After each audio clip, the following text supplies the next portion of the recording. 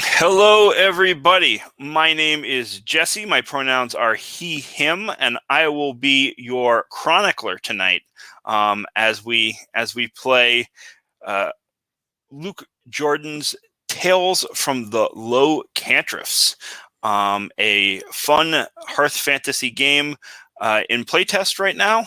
And I'd like my players to introduce themselves, and we'll just do that left to right across the character keeper. So um, character keeper.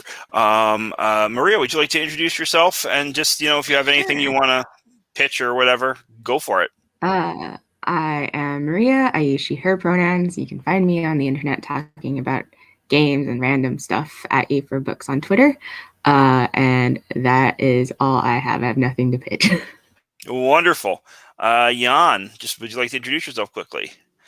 My name is Jan. My pronouns are he, him. Done. Drop the mic. Wonderful. Robbie. My name's Robbie. I use he, him pronouns. Been with the Gauntlet for, I think, a little over 2 years now. So been enjoying playing games and GMing on occasion. So Wonderful. And Leandro. Hi, my name's Leandro. Use he, him pronouns. You can find me on Twitter at lpondoc. That's LPONDOC. I actually have two things to plug. I'll do them very quickly because they're both happening in the same weekend. Saturdays happen at the same time. So at the end of February, weekend of 25th to 28th is the next Gauntlet Community Open Gaming, which is like an event in the Gauntlet where folks can come in and play games with folks who aren't sign up to the Patreon or aren't a member of the Slack. It's kind of like a mini con. Also happening that weekend is a live stream that I'm organizing with a server called Roll Plus Bond. We're doing a charity live stream of running games from the 26th to the 28th, nonstop. We've not yet settled on what the charity is. There'll be more announced as we get closer. But both of those events happening at the end of February. They're all going to be real good fun. Check those out. Sound like a great time. Yeah, Gauntlet Community Open Gaming. Terrible at remembering to plug the Gauntlet here, but this game is being run through Gauntlet Hangouts. The Gauntlet Gaming Calendar now. Excuse me. A place to sign up and play games. Check it out. It's fun. We have fun. So amazing. We are using some safety tools as we play this game. Those safety tools are the X card. The X card, you can say X card or X or drop an X in the camera like that or put an X card in the chat. If at any point you would like something that just happened to not have happened in the game, that will exit out. It will be gone. No justification required. I may ask some questions just to find out what exactly is being X so it doesn't pop up again, but there will be no justification required. Second set of safety tools we're using are Bo Sheldon's some of Bo Sheldon's script change tools, or is English tonight, folks. Long day, I apologize. Where we so we're using 3 of those. Number 1, we are using rewind, which lets you say, hey, I'd like to rewind just back before that last thing happened, back before the goblin was stabbed in the face. I want to redo that scene. I'm not comfortable with how it went down. And we will just do it. No questions asked. You can also pause at any time. Just say pause, and the action will stop, and we can just take a quick breather if you need, or if you ever want to just have a conversation about what's going on, you take a break and say, hey, can we talk about that? Pause is a great way to just instigate that. Say pause, and we'll pause until we're ready to get going again. And the third tool is fast forward. Fast forward lets us move through something that takes place in the story. We're okay with having it happen, but we don't want to zero in on it, right? We know, okay, there's a character dies, but we don't want to focus in and have a drawn out death scene. Hey, can we just fast forward past that NPC's death, please. And it will have happened, but we won't have focused on it in any way. So that's fast forward. Those are the 3 script change tools we're using. And finally, we are using lines and veils. So we have 2 separate lists. Lines are things which we have decided will not appear in this game in any way, shape, or form. And those lines are, and you can see them on the screen here, sexual violence, homophobia, racism, and cancer. We also have veils. Veils are things that can take place in the fiction, but will not really appear on camera. So, as they're about to take place, fade to black. Our first veil is sex. Our second is harm to domestic animals. And so the camera won't focus on any of those things. Right? We'll fade to black or turn the camera focus away in a scene if any of those things take place in our story. We also have an ask first list, things which, if you're okay, we're okay with having happen in the game and even having the camera on them, but we just want to check in first. So loss of character agency, mind control or flirting intimacy with people who are in disguise are asked first. We had this come up last session, right, where Doga did some magic that might have gotten Idris to say something that he wasn't interested in saying. And so we had stopped, had a conversation about it. Idris was cool with it. Maria was cool with it for Idris, and so we moved forward. And so that's what ask first is. You can add anything to these lists at any time. Just ping me to let me know that something has been added. So with that in mind, let's meet our characters once again, and then we'll see where they appear on this during this final day of our final session of our series. So Maria, why don't you introduce us to Idris and sort of let us know where he's at? All right.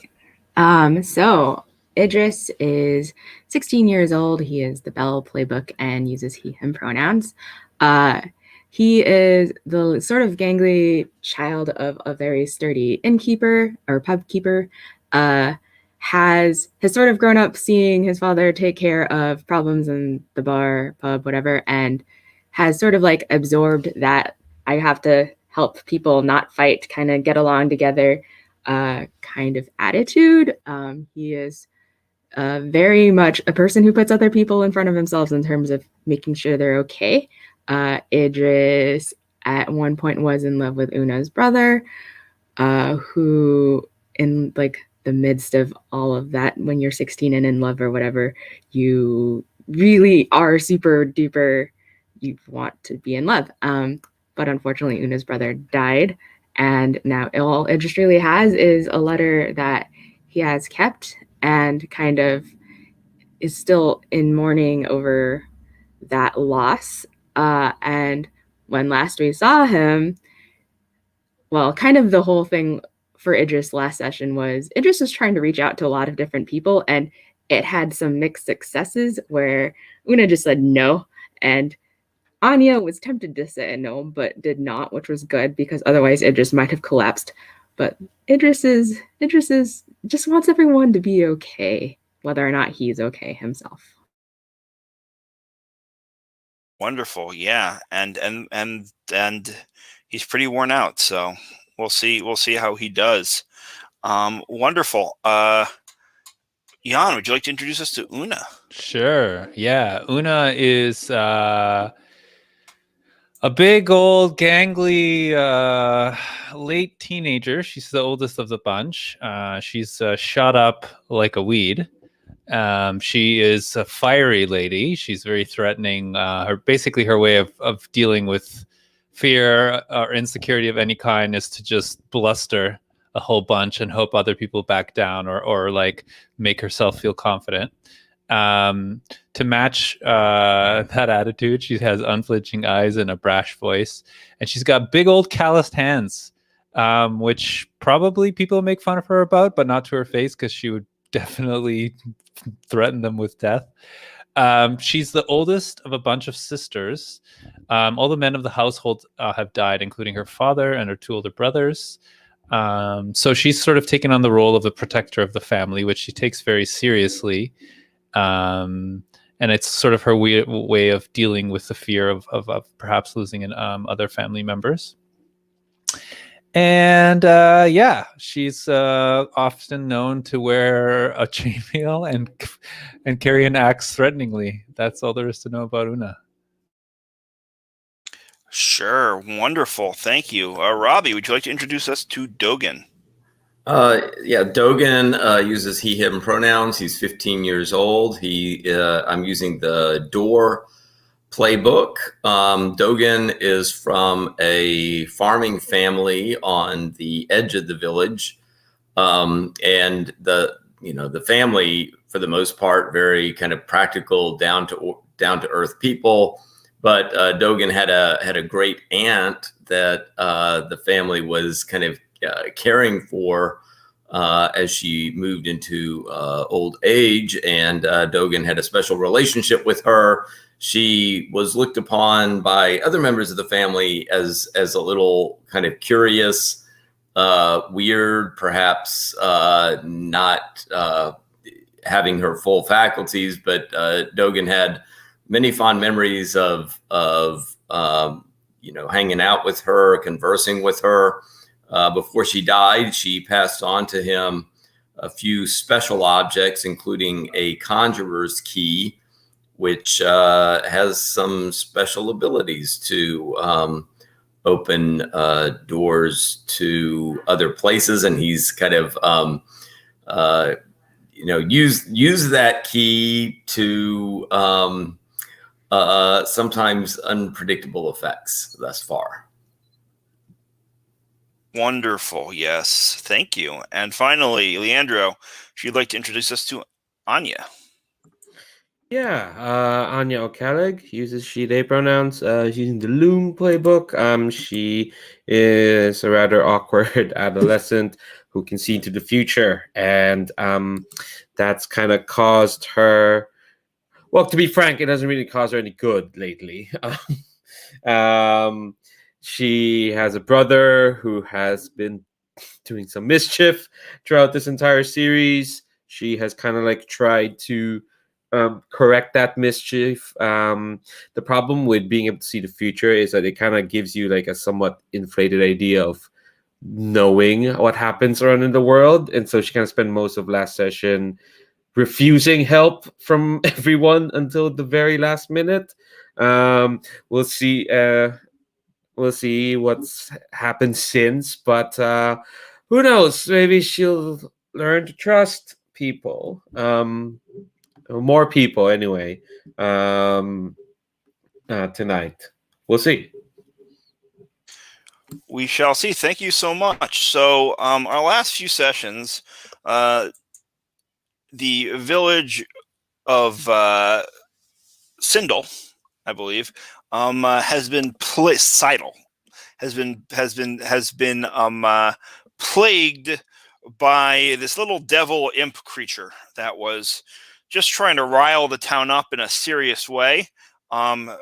Summoned, perhaps, or at least invoked by Anya's brother, who was hoping it would help him get one over on his rival for the town head ranger. And his rival died, so that was a success.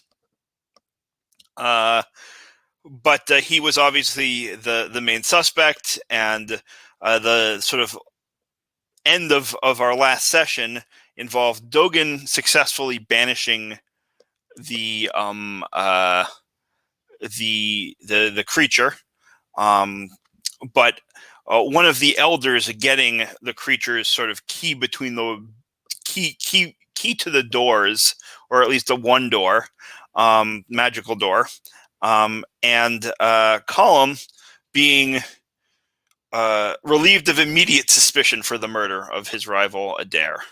Is that a fair summary of sort of like the last major events? And then we ended with a I asked a question, then kept talking.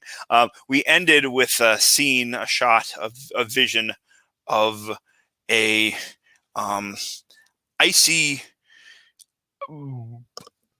humanoid figure in blue ice chainmail with a long, frosty, blue tinged white beard, in the meadows to the west of town. Anything people want to add to that kind of that summary? No.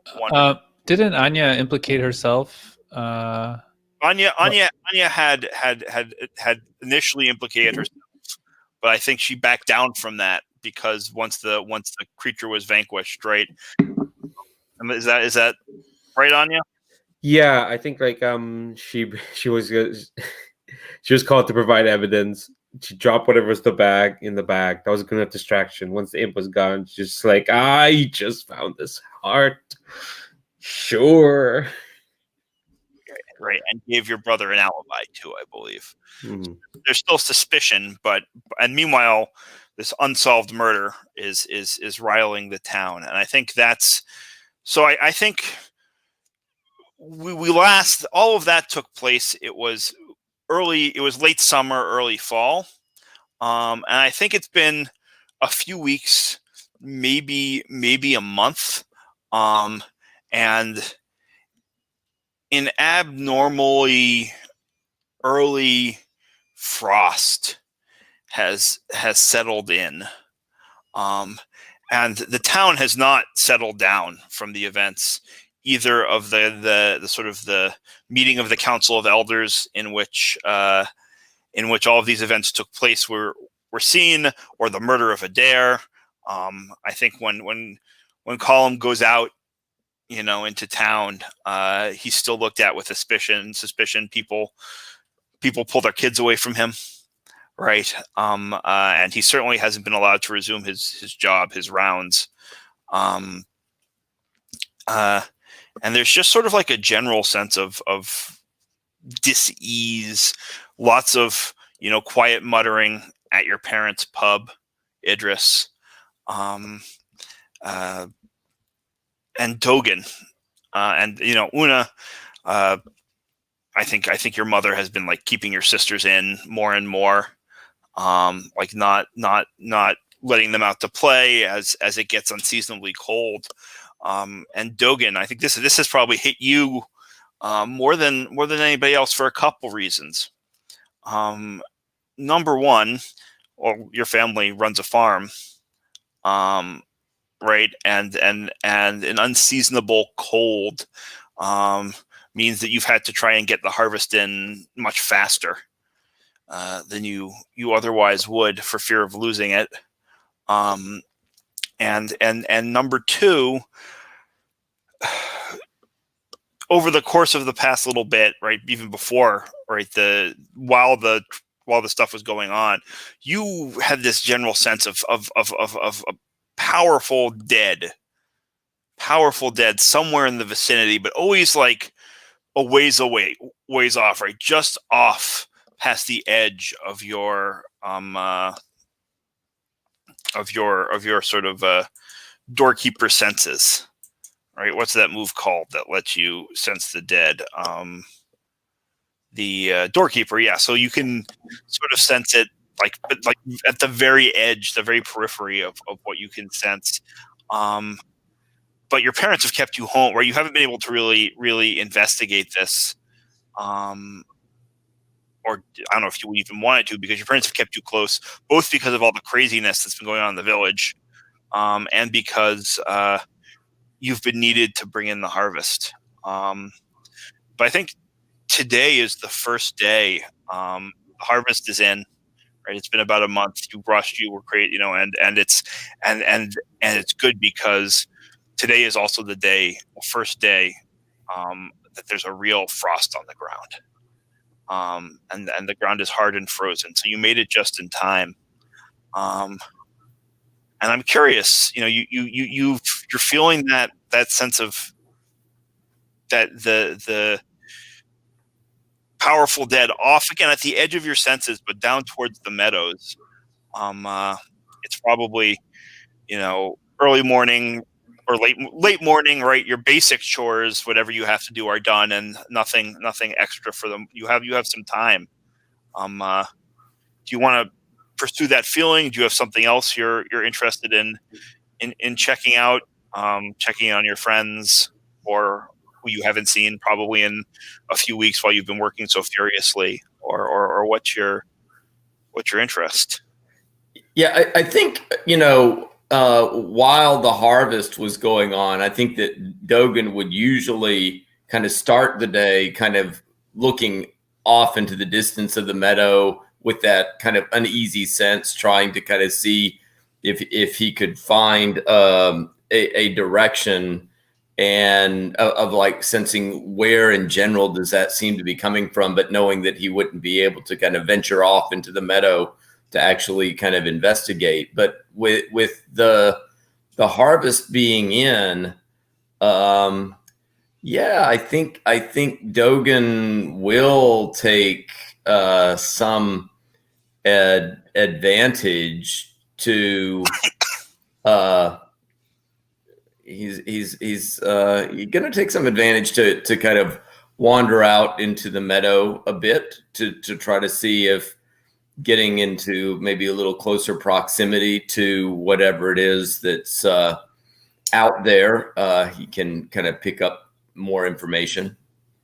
Sure. Do you go by yourself? Do you go into town first to try and gather some reinforcements? It hasn't really moved that you can tell. It's sitting somewhere off, right? Probably you don't know exactly where, but off right on the southern edge of those meadows, based on what you can tell generally.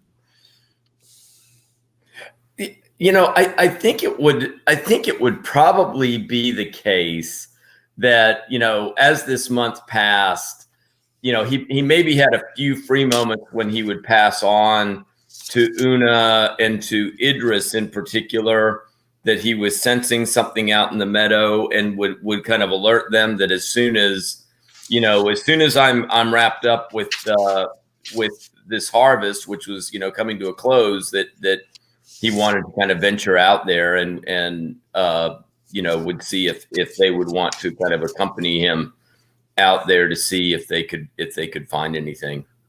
Sure. So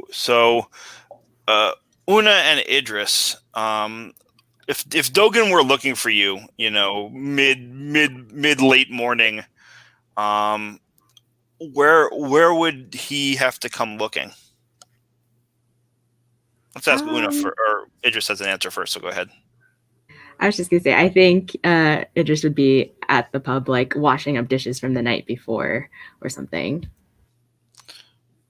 Sure. So Dogen, how do you I assume you swing by the pub. How do you try to get Idris's attention when he's working? Yeah,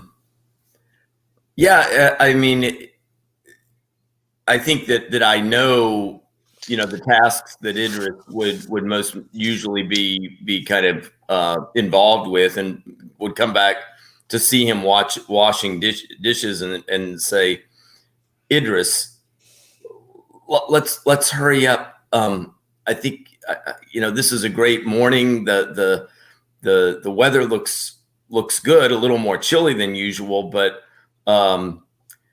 we finished up the harvest yesterday, so I'm in the clear, and I'm kind of wanting to kind of get out into the meadow to see what's out there.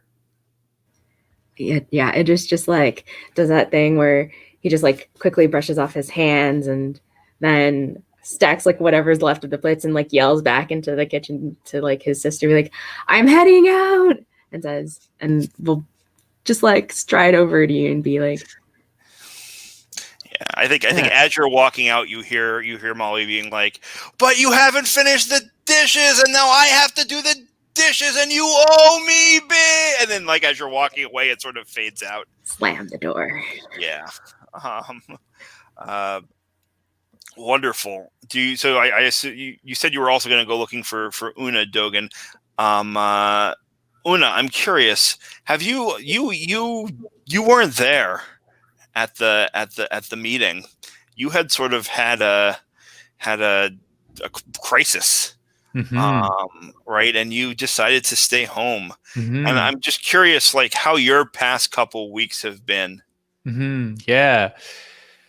Yeah, I'm curious about that myself, actually. I'm kind of considering it. I think probably Una, like, she's still hurt. Like she's still feeling,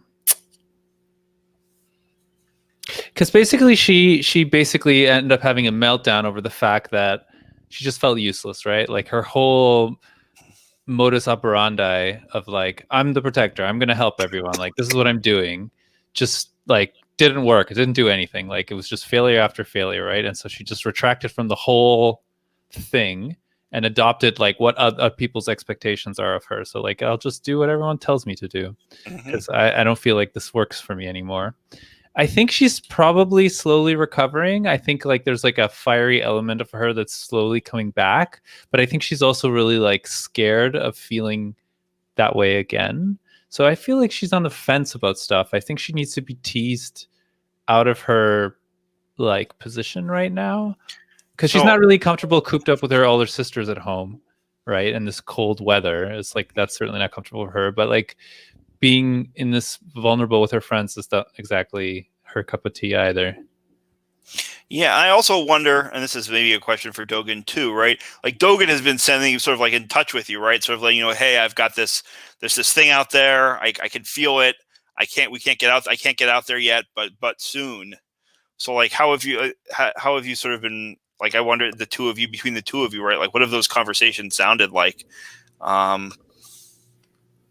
I mean, on my end, they just made me feel uncomfortable. Like they just make me feel like a failure, right? Like it's just like when he says this, it just brings up the old way of me that I just think is not functional anymore. So I think as Dogen has been trying to like maybe egg me on to be like, come back, Una, like we need you or whatever, it's just been causing more and more like feelings of like insecure feelings of not being good enough in Una. And she's probably been really like curt and like short. Actually, no, she hasn't been curt and short. That's not Una. She's probably just been like straight up a bitch to Dogen, like, just like for no reason, just telling to shut up or something like that, Mm-hmm. So Dogen and Idris, how do you come upon? How do Dogen and Idris come upon you then when they come to your house? They probably catch me in some moment where I'm outside, like putting away some house stuff or like dealing with wood or something like that for the fire. Sure. So, what's your Dogen Idris? What's your approach here? You know that Una is, I guess, kind of fragile and has not been particularly receptive so far. I mean, maybe we just, I think we need to. I would really like Una to come with us, but I mean, I think we need to present this as just like, okay, we're just going to go out in the meadow a little bit to kind of just, just walk out there and totally. You need to be like, find a way to get Uma to help you without making her think like she's helping you. Right. Yeah. I feel like if we lie to Una, I think Idris is going to say she's probably smart enough to figure out that we're hiding something and we'll be even more angry. I mean, you could, I don't know how helpful this would be, but you could try to sort of take her measure and see whether or not like that gives you something. If you want to do something mechanical here. Smart, Jesse. Or you could just play it out, without that. Could take someone's measure. Which one of us does it? Which one of you is taking her measure is my question, right? Who's sort of like up? thinking, yeah, who's thinking sort of in that kind of like tactical way, like how do we get our friend to do this? Who wants to be berated? I think Dogen is going to defer to Idris on this. I mean, say that the last time we saw Idris talking to Una like yelled at him and ran away. Yeah, actually, that's another question. Idris, have you spoken to Una since that night?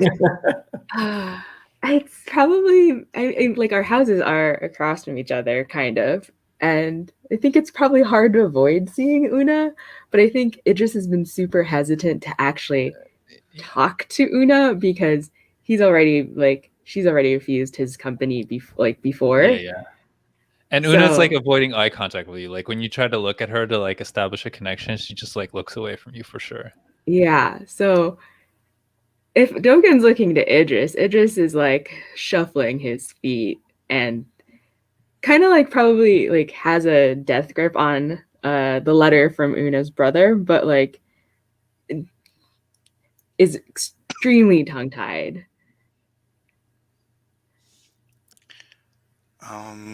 So yeah. So Maybe are you I'm like? the threat this session. We should just change this game to. Well, we'll see. We'll see how it plays out, folks.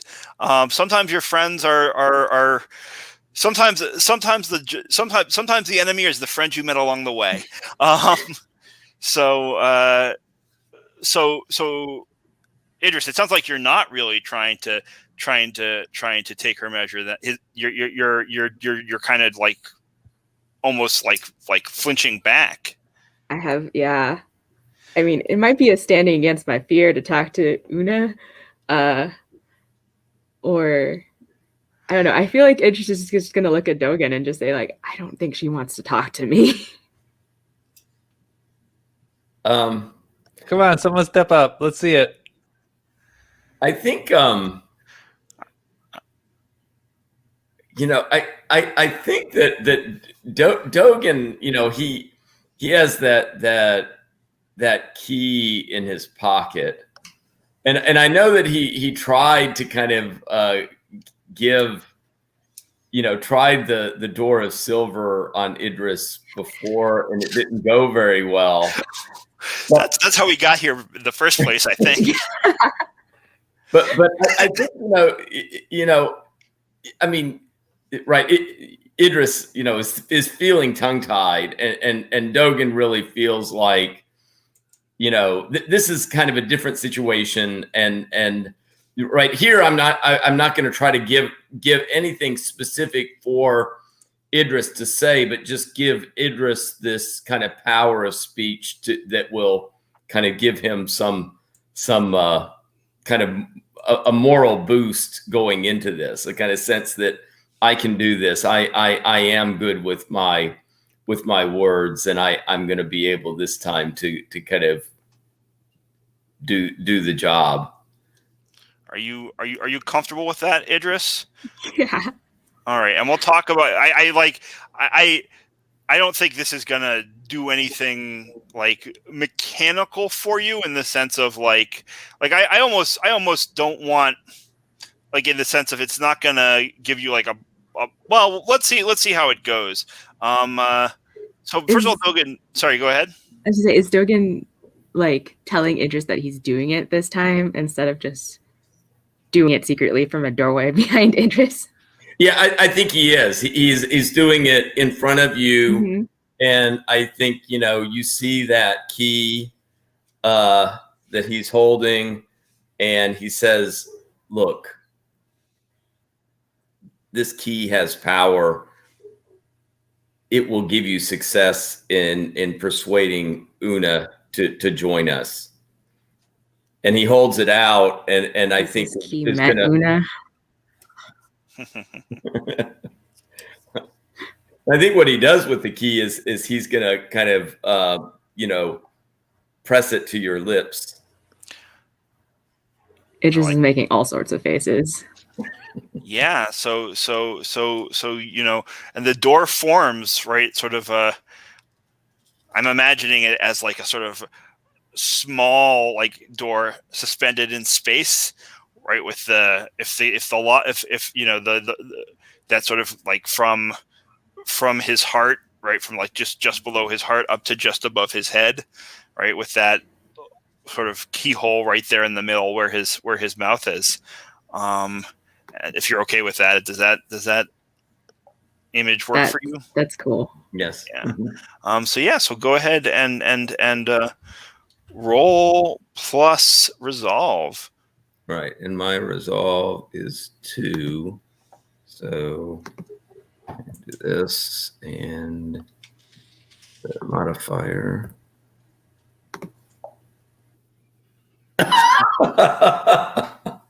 But it's plus 2, which is a 4. Oh my! Yeah, So let's. I could roll. Yeah. So let's see what Anya's been up to. I imagine Anya, you had a pretty rough month. Yeah, I think she's mostly kept herself since because, well, standing up for your brother who's like accused of murder, and your big ploy is to dump out a human heart in the middle of said trials, probably did not paint her in the best of lights. I know she hasn't really been talking to you, because they had a really bad falling out. I think either of them had made bothered to reach out to each other. She may have been talking to Idris, but most of the time she's mostly kept to herself. Mostly stayed in the house. So it's been you and Colum in the house for like a month, right? He's not really going anywhere or doing much either. I think it's been getting, harder and harder for him. He feels like he's lost a lot. I think he started talking about maybe going somewhere to make a fresh start. Trying to sort of feel out what you think about that. Yeah, I think kind of frame the scene. Maybe like Anya's like sitting like in the back part of the house, the one that's like towards the forest. She's trying to keep herself busy. She's like whittling out like new versions of the tree runes. That's what she's been doing to keep herself busy. Just kind of like fresher versions of those runes. Sure. Yeah, and I think this is one of those mornings he's like slept really late, and he comes, he gets out of his bed, and he comes to the kitchen table, and he sits down, pokes the fire that you probably built, right? And he tries to heat some water to wash his face and to maybe make some tea or something, right? Yeah, I think I kind of like call out to inside. Breakfast still on the table. It's a bit cold. You might want to heat it up. Thanks, Anya. I don't know how much longer I can stay here.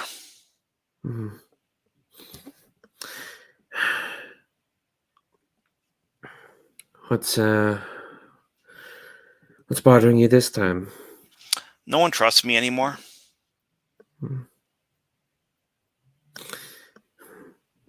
And I earned that. That's in some ways my own fault, but I also didn't do what they thought I did. Quite really. I know. You didn't exactly do it. If it helps, I don't think they've been trusting me either. Did your book say anything about this? Or your toy, your whatever they are, tiles, bones? No, they say a lot of things. They told me I'd be working on this all month. I didn't realize why.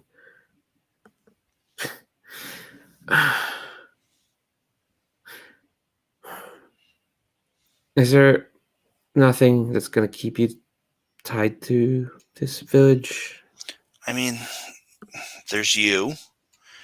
But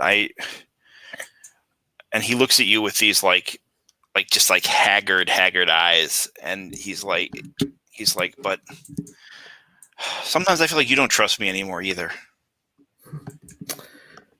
I want to take their measure at this moment. Absolutely. Yeah.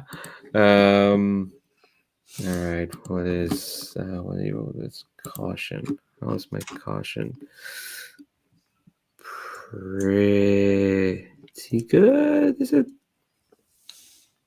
No, sorry, I was looking at the wrong. Yeah.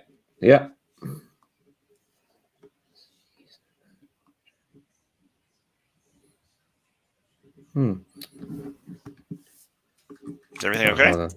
Yeah, no, hold on. I messed up something because I made a bunch of saved roles and I realized I did not create a role for take their measure. All right, I'll just do this very quickly. Sorry about this. No worries.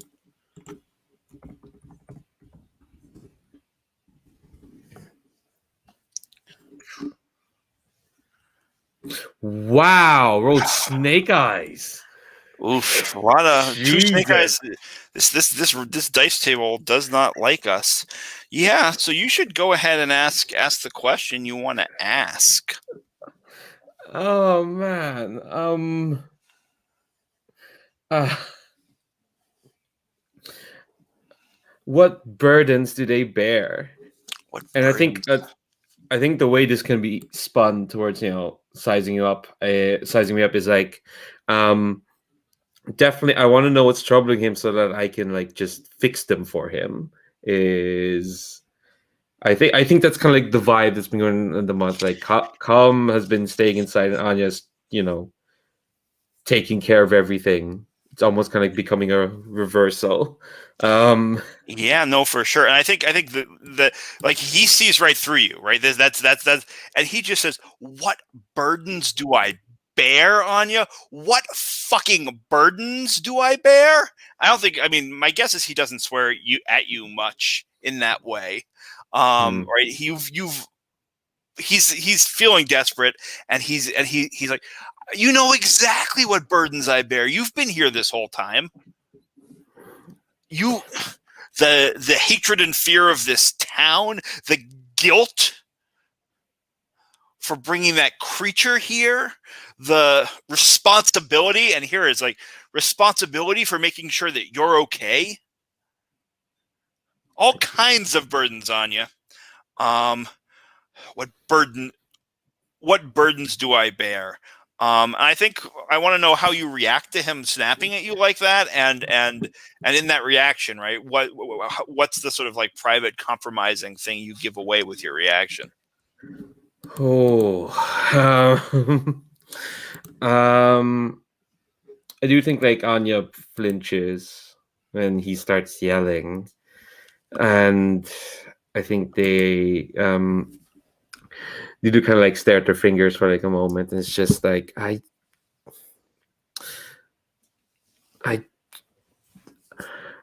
just wanted to hear from you, just straight from your mouth.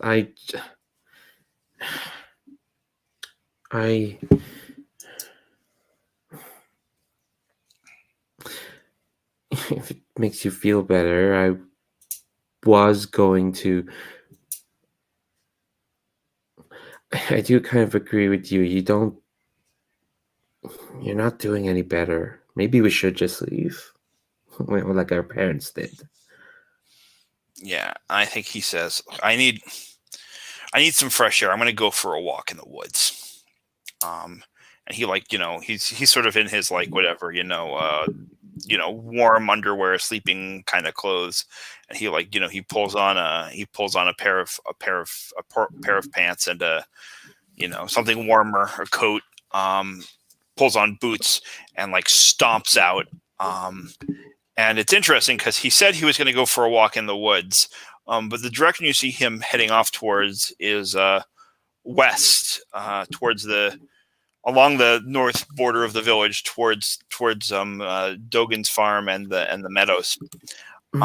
He does not go through the village, right? He stays sort of along the edge where your house is. I think let's unless you have something you want to say quick.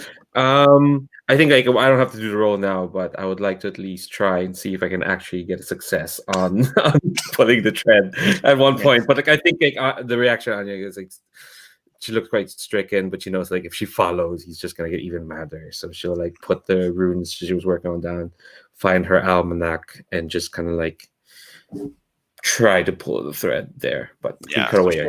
So we'll come back. Actually, why don't you roll the dice and then we'll cut on on the die roll. Just once. Just once. Success in this roll would be nice. Oh my god, come on. we'll talk about what that looks like in a couple minutes. This is exciting. That was a 5, folks.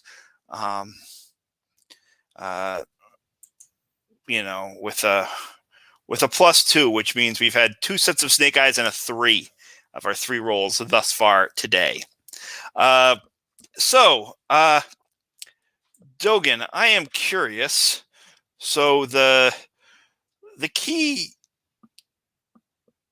something's not working. You get to choose 2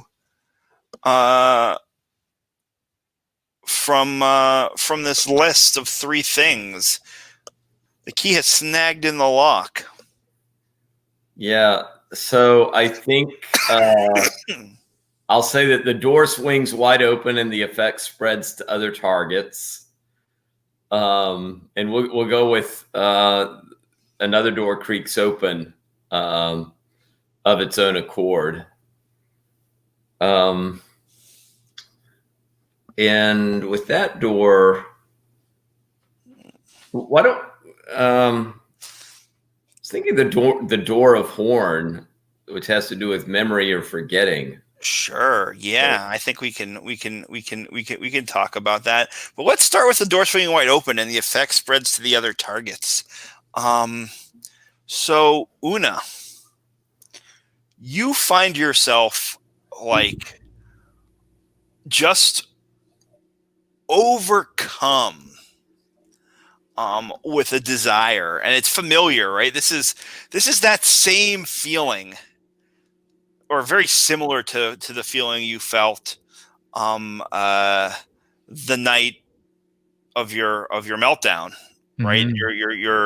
Your fight with Idris, that whole scene, that same sort of like welling up from inside you of like just a need to express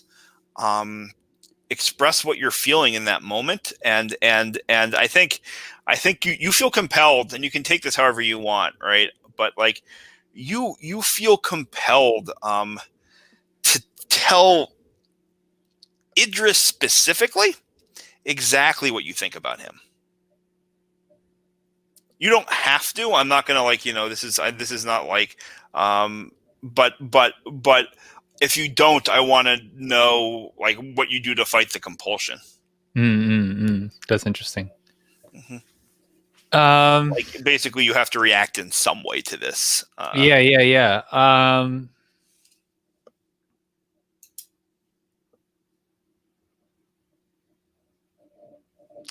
So I think Idris just made me feel small at a time when I was already feeling extremely small. Mm-hmm. Right. So I think what Una, I think the way that Una feels towards Idris is that she doesn't want to be looked down by her, right? She doesn't want to be like pitied, or she doesn't want to be helped, that kind of thing. So I'm not sure how she would express that, like, because she wouldn't say that, because that would make her feel even smaller, right? So like, I think she probably would just want to, like, in order to feel the way she wants to feel it, I think it makes sense that she would just want to make Idris feel small, or make her feel scared of her again, right? As her way of dealing. So I think probably that's what makes most sense. So I think Una steps forward and says something along the lines of, let me think here.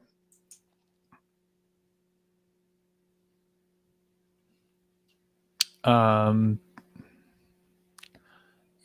like, this is tough because I don't want to like split the party, right?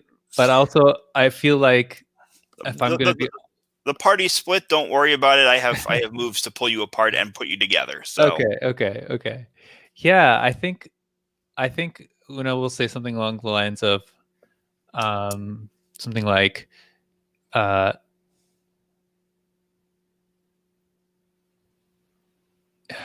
this is man, this is tough. I'm sorry, I'm blanking a little bit here. Because I don't It's just a hard thing I to. mean, Idris, do you want to help? Like, what do you think Una would know would make you feel small? Right, you've known her for a long time. You've had this relationship with her brother. Like, she probably knows something that would get to you. Oh.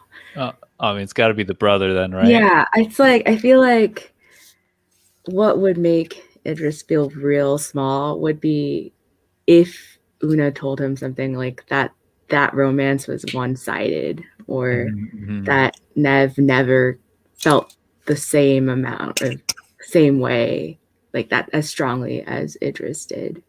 Oh yeah, or yeah. Oh, I have something that's kind of riffs on that. Like maybe how's this Idris? What if I say something along the lines of like you're here to bask in the warmth of another McGillicrest that doesn't want you around, or something like that. Oh,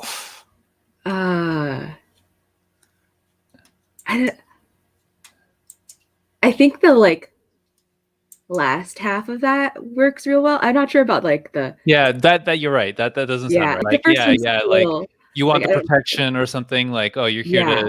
to for the protection of another McGillicrest that doesn't want you around. or like he's here for like the attention more than protection Yeah. of another McGillicrest. Yeah, but I think because Una wants to feel big, right? So I think she'd probably phrase it in that way to be like, Yeah. you know what I mean? Yeah, Yeah, but definitely it just focuses on that, not The latter around. half. Yeah, Yeah. exactly. Yeah, that makes sense. okay, yeah. So that's the first thing that happens, and we'll figure out the next what spins out there.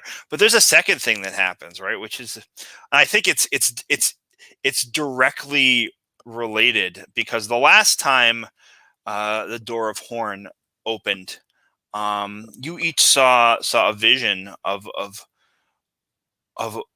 Una's dead brother, in that moment, right when his body was brought back. But this time,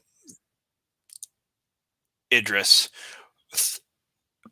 as you're looking at Una, and as she's you're getting hit hard, Idris. I'm kind of sorry, but That's fine. as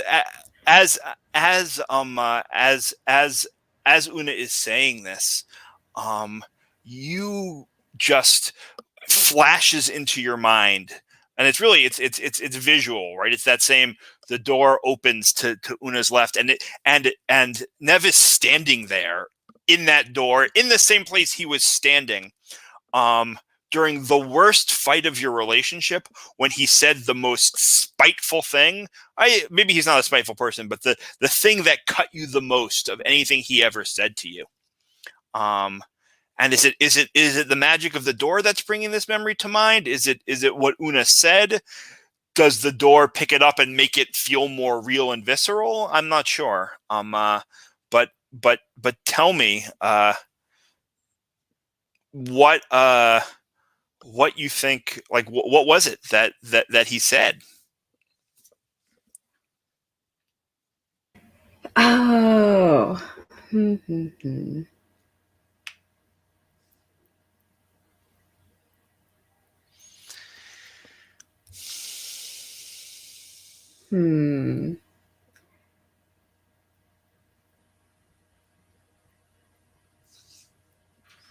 I think, I don't know exactly what it is or how he phrases it, but I think it was something. I think that like maybe Una's words remind Idris of this a little bit, and maybe his mind twists it in his head. But maybe towards the end of when, like, they probably fought about Nev going off to war or something, and Nev probably said something that he didn't mean to be as cutting, but was something to the effect of like almost jokingly like finding glory and then I won't need you, but like Idris's head, because he's being attacked by all of the thoughts that everyone is saying to him, and also because he's like a 16-year-old and full of, you know, all the 16-year-old insecurities. Definitely takes that to mean that Nev was going to, and it was like a doubt that he buried way like deep, as far deep as possible, but like that Nev was, it is like kind of like playing on the fear that maybe Una is right, maybe Nev was intending to like just go off to war, become a hero, and find much better people to be in a relationship with.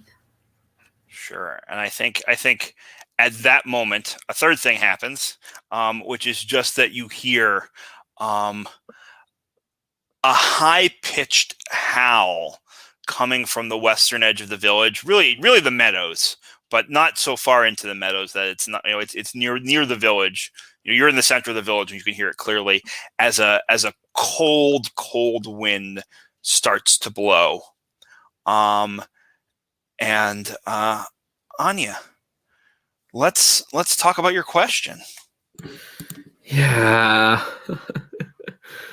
God, I need to stop asking what trouble lies ahead because it's just gonna tell me the worst. Where should I be to stop what's coming? Where should you be to stop what's coming?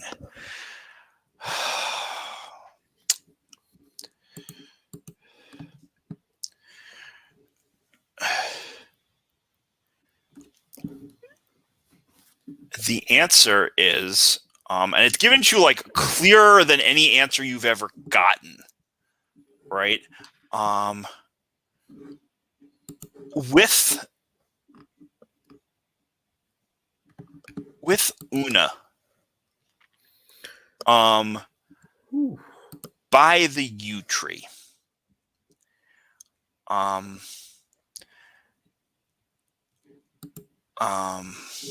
it doesn't tell you when.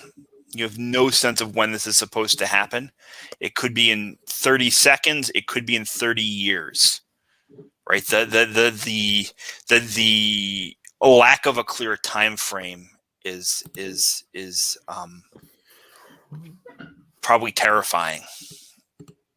Right? You know you have to be a place with a person, but you have no idea. Maybe yesterday. Maybe it's too late. Right? You don't know. And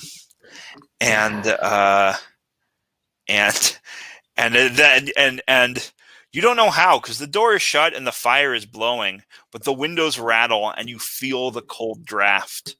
As you even farther away, right, from that edge of the village, hear that high pitched kind of howl from the far meadows where your brother just stormed off in that direction. And let's take 10 now. And we'll come back at 1:15.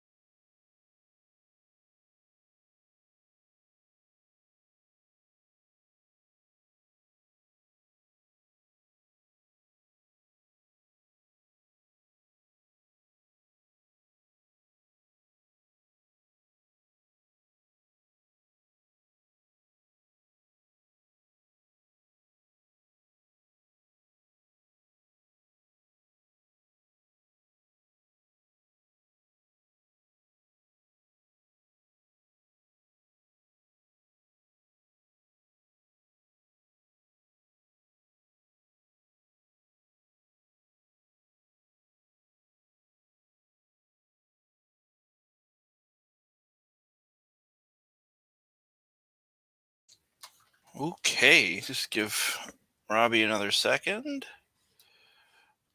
There he is. Wonderful. So, Anya, you have gotten your answer, and you hear this sound. What would you like to do? Remind me, where is the sound coming It's coming from the west, from the edge of the village, from beyond the edge of the village, by the meadows. In the meadows. Okay. All right. Okay. I'm gonna head to the meadows, but I'm gonna do it by cutting through the village rather than following my brother. And well, maybe I'll end up near the McGilchrist house. Who knows? It's right in the middle. I think like I definitely have like my knife with me. I'm gonna start just bringing that. I don't care what the villagers are gonna think. Um, or actually, no, I better stow that away. I'm not gonna like just run around with the knife. Yeah. Yeah, so I think the next question then becomes for Una, Dogan, and Idris. Are the three of you still there when Anya runs by, or have you do you hang out for the whatever it is 10 minutes? Like, what's your or do you move towards the sound? Do you move away from the sound? How are you? What's your reaction? Dogan, I'm going to actually come to Dogan. Actually, I want to hear from Una. I take that back. Una's on the fence about everything. I think my read on the situation is that Una is not going to help until she needs to. Like, I think like her automatic reactions are going to kick in, but until that happens, I think she's sort of like, I think she's on the fence. Sure. So then I guess the question is, Dogan, you're the person here who has not. You just know you fucked something up big time, right? You see these two people, like Una shouting at Idris collapsing on the ground with his hands over his ears, is what he wrote in the chat. Right. And this is after you open that door in his face. So I'm curious, and this howl goes off. What do you do? Dogan definitely feels responsible, and I think Dogan, seeing Idris in that state, Dogan runs over and says, I'm sorry. I shouldn't have pushed you. I shouldn't have pushed you into this. But do you hear the call coming from the meadow? Come on, Idris. You've got to forgive me for pushing you to kind of do this, but. And I think what Dogan will try to do here is, I'm looking at the moves, is try to offer some comfort, do the open up move to offer some type of comfort to Idris, who's kind of broken down here. Oh, that's beautiful, actually. How do you I want to hear you opening up. Sorry, I have a quick question here. Sorry, Jesse. Mm-hmm. I'm just wondering, does Una know that Dogan used magic on her or not?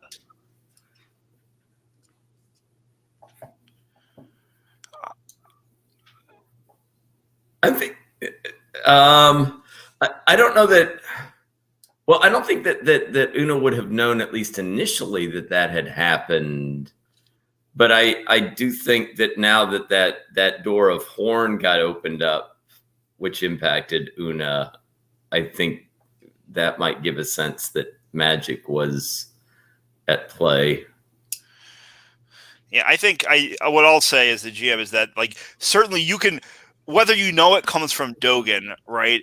These two incidents felt very similar, right? Like, you could definitely put together that whatever is pulling these feelings out of you isn't natural. Well, in that case, whether you want to make the connection to Dogen or not. Yeah, I think in that case, then maybe like the feeling comes over me and then it sort of passes, and I put the pieces together and I realize that Dogen is like what's doing this to me, like, and I think I'm furious, right? All right, so I'm going to come back to that fury in just 1 second. I want to give you the opportunity to act on it, but I want you to I want it to happen, if people are okay with this, like just after Dogen opens up to Idris. I think right, that's sort of like a yeah, that's better. Yeah, and so Dogen. So what does it look like when you're like? How do you open up to him? I think it has to do with some story that Dogen tells and some memory that he recalls about him and his great aunt, and a time. I mean, usually the great aunt was the one who was always kind of helping Dogen out and kind of giving, when Dogen was down, the great aunt would often have something to say. But there were these times when his great aunt was kind of seemed confused, or a family member had said something kind of insensitive to the great aunt, and kind of Dogen had kind of picked up on the fact that, look, people sometimes say things that they don't mean, and I saw this with my dear great aunt, who sometimes had to kind of listen to things that were kind of said by my dad or by my mom. And I remember one day, and right, he kind of goes into like a specific moment when the great aunt had kind of broken down a little bit and was feeling very vulnerable, but, said, look, you've got to learn to just kind of, remember that people don't always say things that they really mean. And look, it has to do with that special relationship that he had with his great aunt. Awesome. So Idris, do you accept that offer of comfort?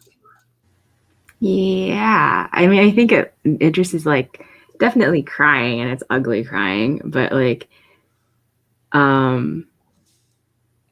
is like sniffling and trying to wipe his face a little, and probably muttering things about like how he just wanted to help and how he just wanted to make sure that everyone was okay, and why does it hurt so much to try and do this? Sure. And so Dogen, why don't you roll plus honesty? Yeah, which is a -1, so it's not This be our first success of the game. Does when I put the modifier, can I do it as a negative? Yeah, you can, but you can also just, it's okay. It's up to you. Beautiful. All right, I'm not gonna. This is. I think I'm curious what this looks like for Idris, and I think this is also a wonderful opportunity for Una, to unleash her rage on that 6. But first, let's so you're left feeling awkward and exposed. So what do you do to make yourself feel like less? You've opened up and it just hasn't. It kind of fell flat, I guess. Although, what do you do to make yourself feel sort of like less vulnerable? And you're going to mark where also. Mm-hmm. Yeah.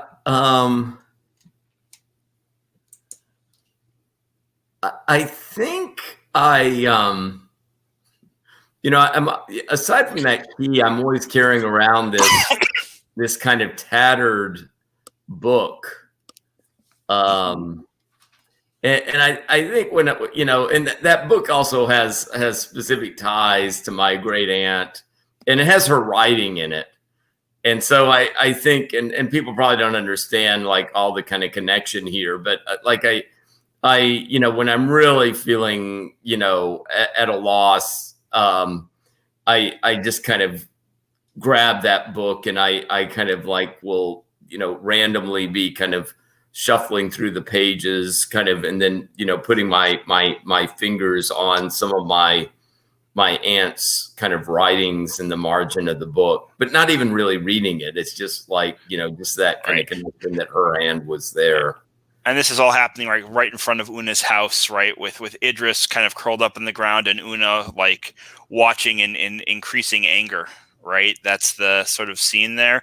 Idris, before we get to Una, which we'll do in just 1 second, I want to know how do you sort of react to that?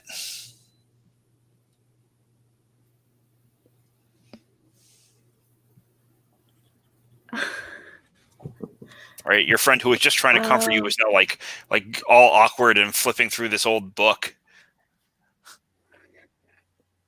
I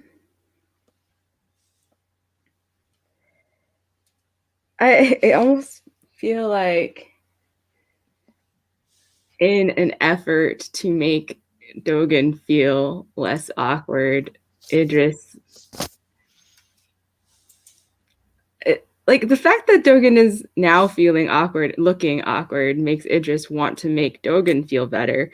So Idris is just gonna like kind of like shove his feelings down again, and like turn his crying into hiccups essentially, and kind of awkwardly pat Dogen on the arm, because I don't know if he's like up to like actually saying words, but just like pat.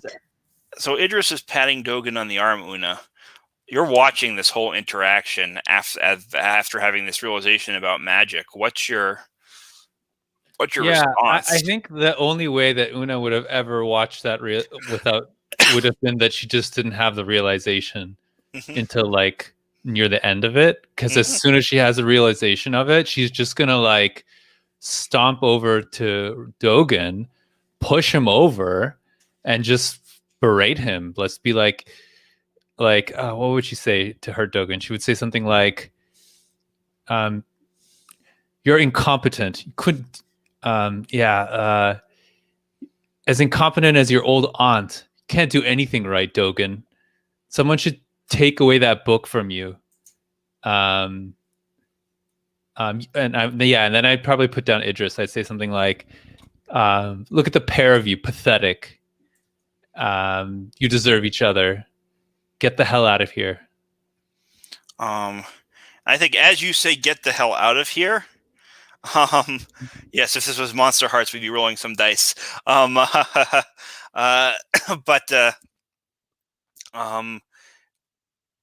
I think as you say, get the hell out of here, Anya appears, and I'm curious. So you walk onto this tableau, right? Like Idris, I don't know, like half standing, half kneeling. Have you stood up all the way? That's an awkward crouch.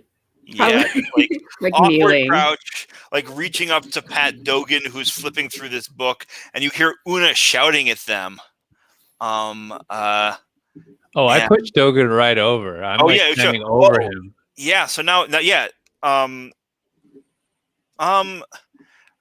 Dogen, you can decide whether to sort of resist that and have Una resort to violence, or if you're feeling fragile enough that you just want to keel over.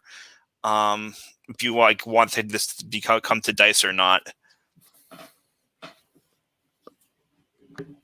No, I mean, it makes sense that probably would have caught Dogen somewhat off guard. I mean, expecting it. So I think, yeah, I'm happy to say that, Dogen, kind of gets caught off balance and wasn't right seeing it coming and is splayed on the ground now.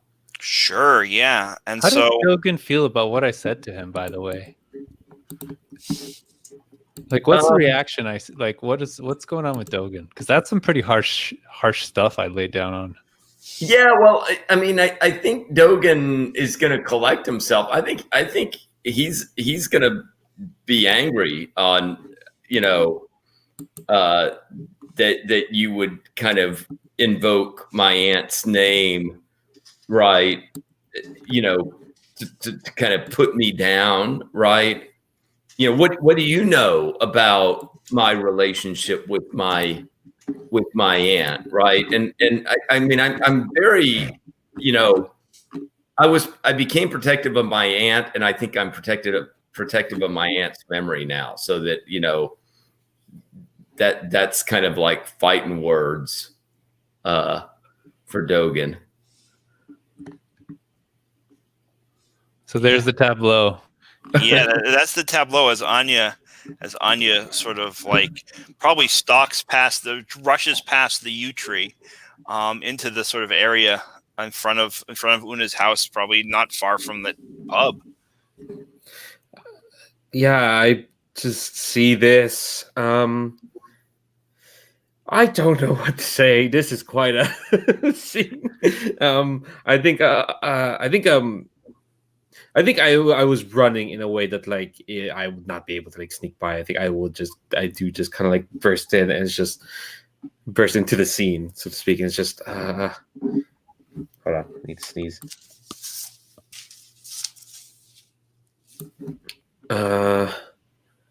What's going on? Does anyone answer? Sorry.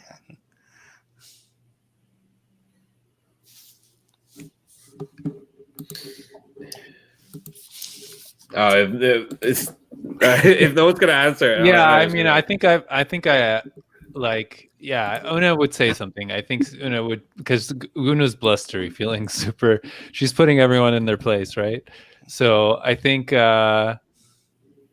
she's probably heard like the stories of what's going down, and in the house and like the rumors and something. And so I think she takes an opportunity to lay into Anya, obviously. So she's gonna say something like, "Oh, the killer's brother has come." Perfect.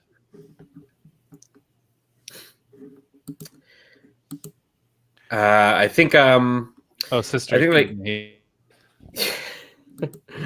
I think Anya flinches again. She's been doing that a lot lately. And to say like, well, I was going to ask for help from some of you, especially but I don't think I'm gonna get that. So I guess I should go. Oh, now you need help, huh? Well, apparently I'm not gonna get it from you. When I'm nothing's just gonna going go. on, that's when you need help. And when you're surrounded by a mob and your friends are banging at your door, you choose to ignore them instead, huh? Very convenient. So when Una says when nothing's going on, and she can't see this because it's happening behind her, so you keep the rest of the words that you said, you finish, right? But from behind Una, and I'm picturing this, right, is that Una kind of has her back to her house, right? Because that's sort of how they approached you. But you're on the east side of the house, so it's sort of, or whatever, so that someone coming in from the west, from the direction of through the village, but from the direction of the meadows, would be behind you, and Duncan, Elder Duncan, the elder of Fickle Holly, who you last saw with the creature on his shoulder, and Dogen banished from there, right, with the key, drags himself, like one of his legs is badly injured, and he drags himself, and so the other three of you can all see this very clearly. And I think as Una finishes what she's saying, he kind of grabs her by the ankle and says, "You help." He sort of, as he collapses, there's been so many horrible mistakes. Someone must do something.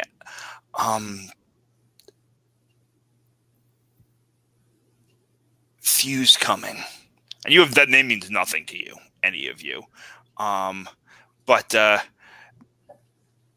mean, that's enough for Una. Like, well, yeah, and he sort of like expels a breath as he says that, and just kind of crumples. And Dogen, you don't even have to, check his pulse or his breath to know that he's died. And he's still, you can see he's clutching in one hand that kind of weird chitin-y key that came off the hand of the imp. But as he dies, it sort of melts away between his fingers. All right, and so we know that he's died, or I know that he's died. Yeah. And so can I use that doorkeeper? Walker and Mist? Or well, doorkeeper? Yeah, the doorkeeper, you sense the presence of, which I don't think even requires a roll. It just says you. No. Yeah. That's how you know that he's dead, right? That because of the doorkeeper. That's why I said right away that he's dead. Mm-hmm. Mm-hmm. So can I ask one of those? So you kind of have to take a moment to calmly focus to do that. Yeah. And I guess the question is, does anyone flip out when this happens, or can Dogen breathe? Is there like a dead silence that gives Dogen a second to take a breath and calmly focus, as this person has just died with his hand around Una's ankle? I mean, Una, like, this is like perfect actually, because Una was feeling small, then she put down everyone, right, which made her feel big, and then someone came along and said, "We need help," and this is like everything that needed to happen to like jumpstart Una like back into super protector mode, right? Because she's feeling big and somebody needs help. So I think she just like bolts into the house to get her armor and axe, like screams at everyone to stay in the house. And while all this is going on, because it's going to take her a second, the rest of you can do whatever you're going to do. Yeah. Anya's like, oh, go ahead. Sorry. I was just say it just uncurls, and probably is just staring at the body. Yeah, Anya's staring at where Una's retreated off, and then staring back at the yew tree and being like, "Was that it?" So Dogen, it sounds like you've got your moment. If you want to ask one of those questions, I think I'll ask the first one. Is there a place of power nearby? Oh, absolutely. But you knew that already, right? You're right by the yew tree. And so I sense that. Yeah, but yeah, and I think it's right. If you take this moment to sort of calmly focus and you're trying to feel for a place of power, I mean, is that sort of new information for you? Or were you like, I mean, the you is the you, right? But is there something? I think I'll give you a little bit more than that, right? Which is that, right? It's a place of power, and its power is thrumming, in a way that you maybe haven't felt it before. Right. Yeah, and I think with that, yeah, I mean, I imagine that it's beyond knowledge now. I mean, I actually feel, right? I mean, I've kind of like internalizing the kind of feeling of that power. And I think, Dogen, will say the yew tree, we've that's where we need to go. And maybe yells out, says, "Una, hurry. Get your stuff together. We've got to go to the yew tree." Yeah, and I think like that's like cue Una like the shot of like the like suddenly you get the like metal music like dun, dun, dun, dun, and then like camera pans up from her feet and she's like chainmail and axed out, ready to roll, right? Mhm. And she has like this fiery determination in her eyes, and I don't think she says anything. I think she just like runs in the direction of wherever this dude came from, and I think she probably overheard Dogen as well.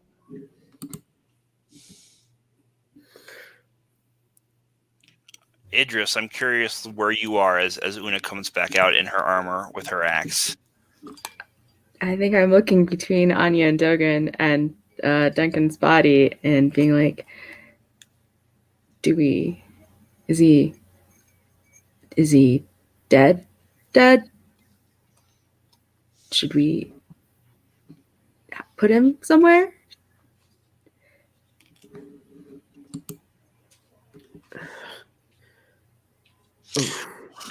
Sorry, go ahead, answer the question. I apologize. No, go ahead. Go ahead. I was just gonna say one thing that seems like it's a quiet sort of late morning. Most people are working, but like you're also in the middle of town, and it is a little strange, right? That there has not been, maybe it's not so strange because the wind's picking up, right? And I think one thing that's maybe been happening, or that's really as it's been getting colder and windier, is that now snow is starting to fall pretty heavily.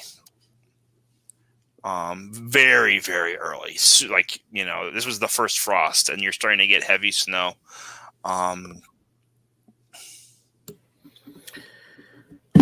And that's maybe what's keeping everyone inside. You're not sure. We should go to the tree. Dogen said. I don't think we'll find anyone who can take care of Duncan right now. Are you okay? An says to Idris. I think Idris just like wipes last tears off face and shrugs. Like, I'll be fine. I guess if Dogen says the tree is where we should go, then we should go where Dogen says we should go.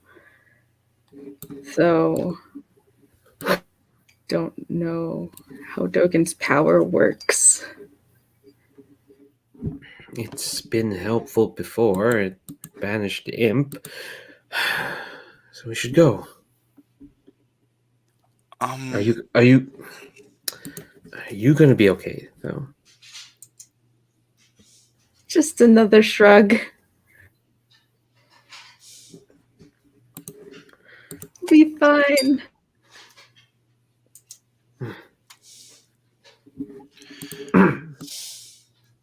I think I got Anya like gives you kind of like a look. I do want to try to open up right now, but I don't know if things might be a bit. It's fine with me. I'm curious to see what happens when you try to open up and offer some comfort, but I don't want to. If you don't want to, that's also fine. I will say that if you offer comfort, it just might reject it. Okay. All right. Well, that's part of what's interesting, right? How do you do it? Right. Yeah, I think Aria like closes whatever gap was like in between them and just kind of like almost kind of like mostly for Idris' benefit. I guess Una's rattling through their house at the moment, and just kind of says, "You can tell me if you're not fine. People say they're fine. Often they're not. I know what that's like."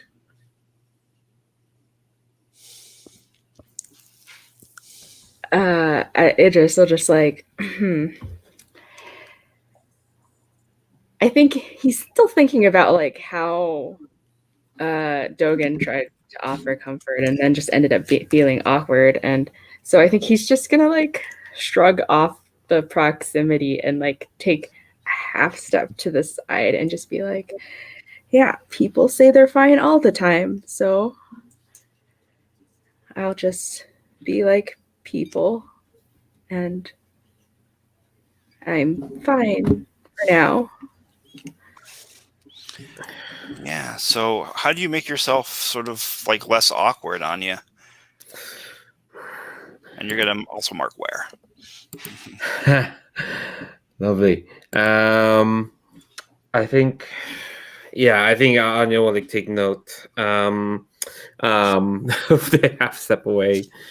Kind of like, feel the cold reaching up and just kind of like will awkwardly like go like look away and like rubbing her, her arms. Turns our attention towards the yew tree. And yeah, Anya. So I think, none of this is, all of this is happening in like within us, whatever it is, 100 yards, right? Not a huge space, right? You're all sort of clustered in the center of town. And so we've talked about how people don't look at the yew tree, right? How the houses are built not to have windows facing the yew tree. We talked about this in the first session when we were creating the village. And we never talked about why, really. And I think here's the reason why. Because the thing about you, which is not YOU, right? The yew tree, is that you is as still as death. And so you're in this sort of brewing snowstorm, approaching the tree, and it's not moving in the wind. But its stillness isn't the reason that people don't look at it.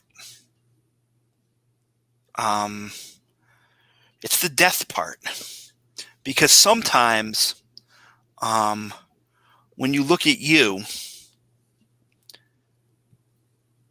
see the dead, and if you look too long, you maybe start to hear the dead. And so, as the wind blows from the west and the snow starts to stick, and Anya says she's looking over at you, she sees leaning up against it, a dare. Their brother's rival, perhaps the victim of her brother's ambition. We still don't know who killed them. And they're leaning up against the tree. Their chest ripped open. But there's no heart there. Instead, there's a glowing blue block of ice, stained with blood. And Anya, so this is what you see when you look at you. And Adair just kind of smiles at you and tips their sort of a peaked Robin Hood cap with a feather in it. Right, they were a tracker and a hunter, and kind of smiles at you. How do you? I'm actually going to ask you to stand fast. Yeah, that was my first reaction as well. I'm going to ask you to stand fast.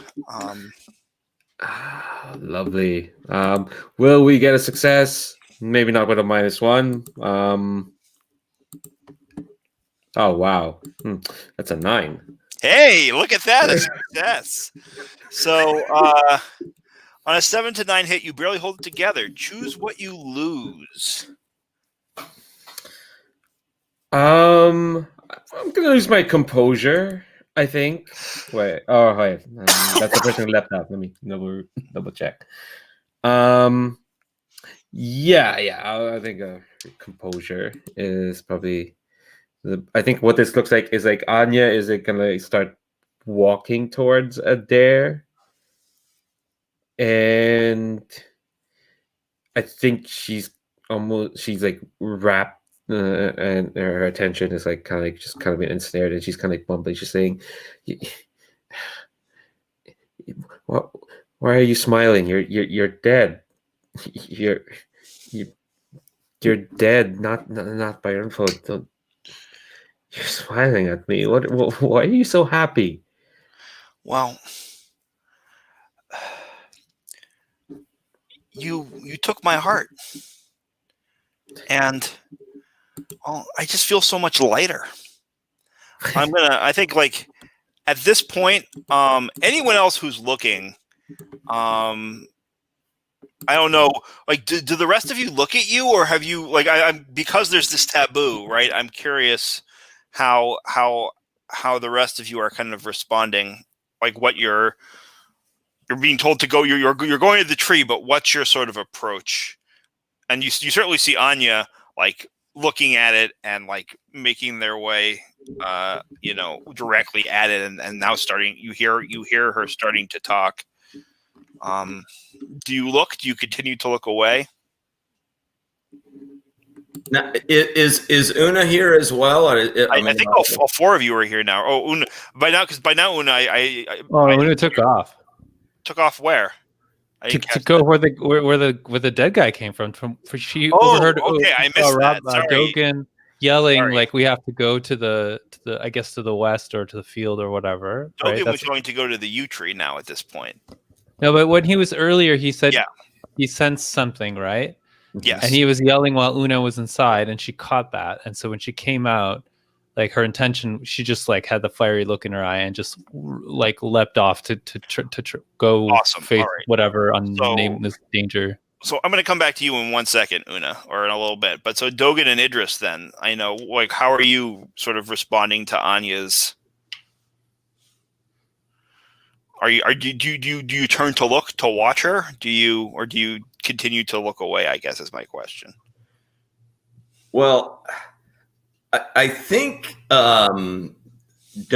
I mean, he realizes, something of the significance of the yew tree, that power is radiating from it, but it's also kind of this deathly tree. And you all would know that, like, looking at the tree, you see the dead, right? That's the reason for the taboo.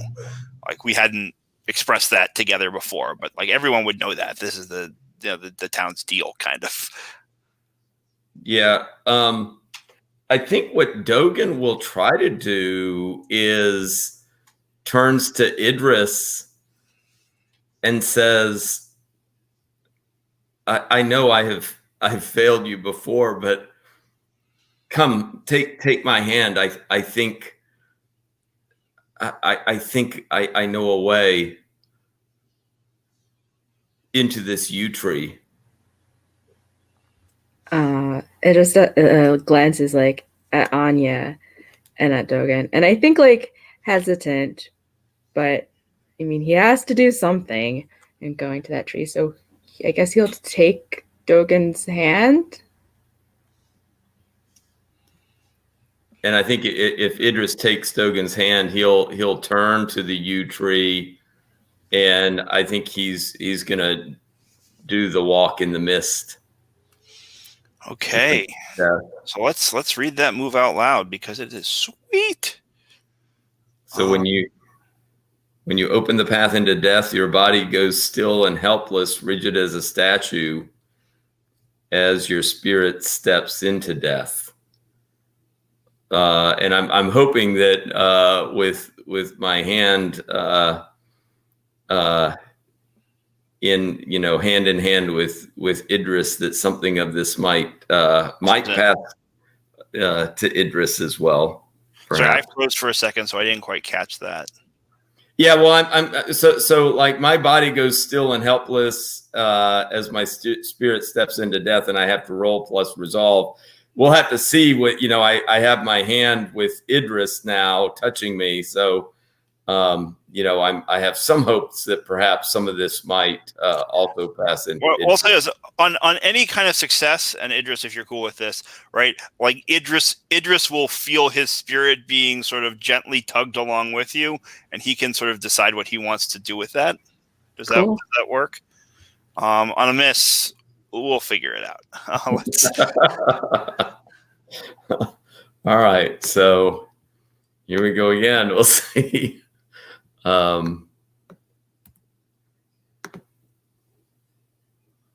So I got a 7 + 2 is a 9. Wonderful. So on a 7 to 9, keep your key close to hand and do not tarry. So we'll talk about what you see in death as you go through.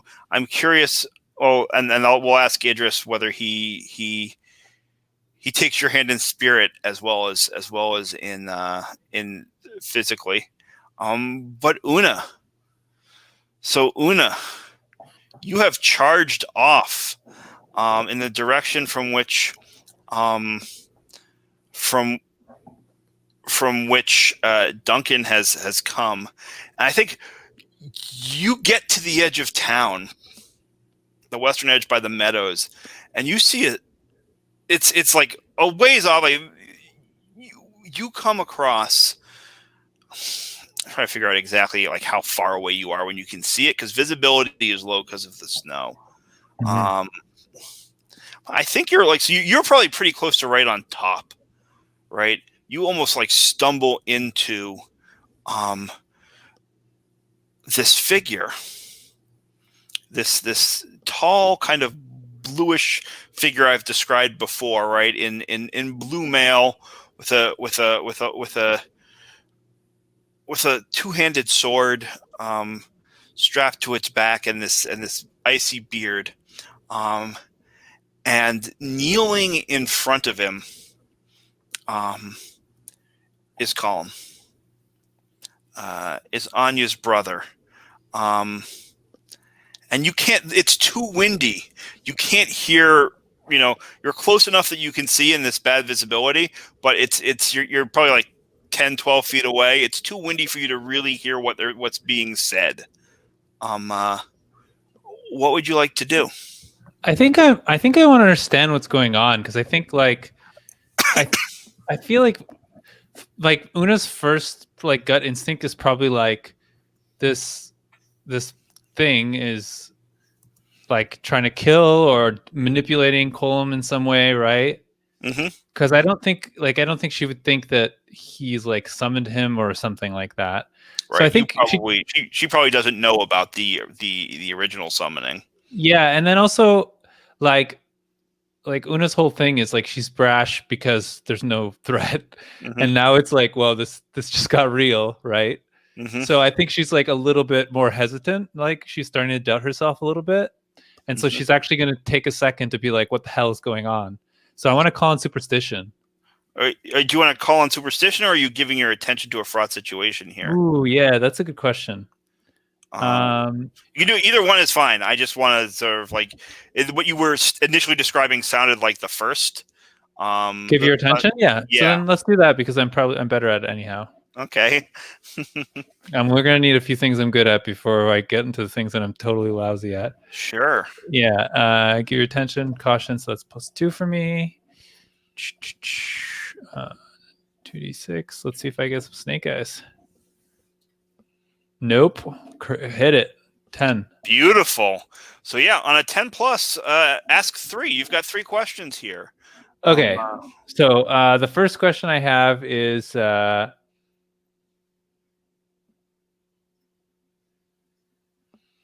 let's start here, because this is for the first thing that's pressing on Una's mind is what should I be afraid of? Yeah, I mean, so it's not necessarily the obvious thing, and I think sort of like it's almost like having that bluster knocked out of her as she sort of like gets there and she's like, oh, holy shit, right? That sort of makes her realize this, right? Like, yes, this thing is scary, and it's got a big sword, but the thing to be scared of is not the big scary dude with the big. It is the big scary dude, but it's not the physical piece of it, right? There is this guy is doing something to Colin, and you're not sure exactly what it is, but you can see that he's being sort of like, there's a energy moving between them, right, in a way that, and he is both sort of stuck and in pain in a way that he's like that is in a lot of ways like worse than getting, you know, your head cut off by a giant sword. Okay. Right. And perhaps also, you know, something more is happening there. That's what to be scared of is that's what you need to be scared of. Okay, and then then the very next thing would be then, how can I help Colm? Oh, how can you help Colm?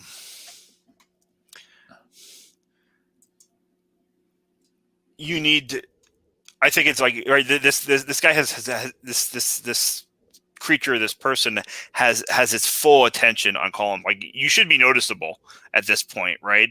And it's not it's fully focused on him.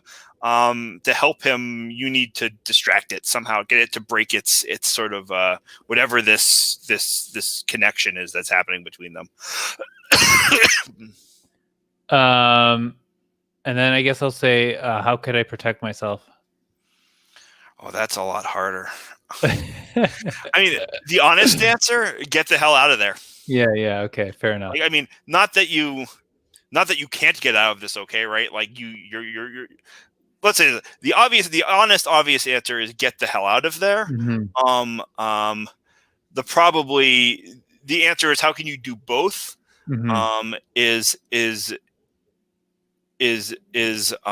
That you can tell is like distract it fast and then get the hell out of there. Yeah. Right. So, You know? so when you say get the hell out of there, right? So this is actually, I think, Una's real fear, right? Mm-hmm. Her actual real fear is that she's helpless and she can't do anything, right? And so when she realizes, like, the only thing I can do here is get out of here, I mean, like, I feel like I have to stand fast personally. Like, I fully feel like I'm standing up to my fear, but I don't want to take up too much camera time here. Yeah, I actually think this, and I think that's fair. Actually, let's now. Let's stop there. Let's take a 7-minute break. Let's come back at 10 past the hour, and I want to cycle back to Anya, and we'll come back to everybody. No worries, but I think that's the next place to go.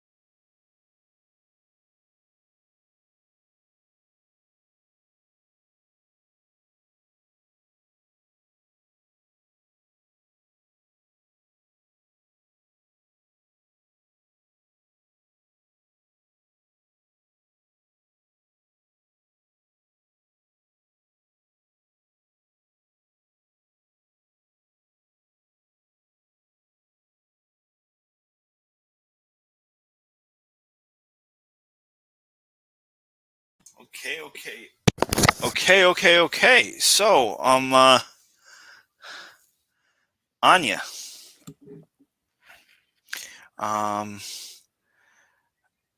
Adair has answered your question, right?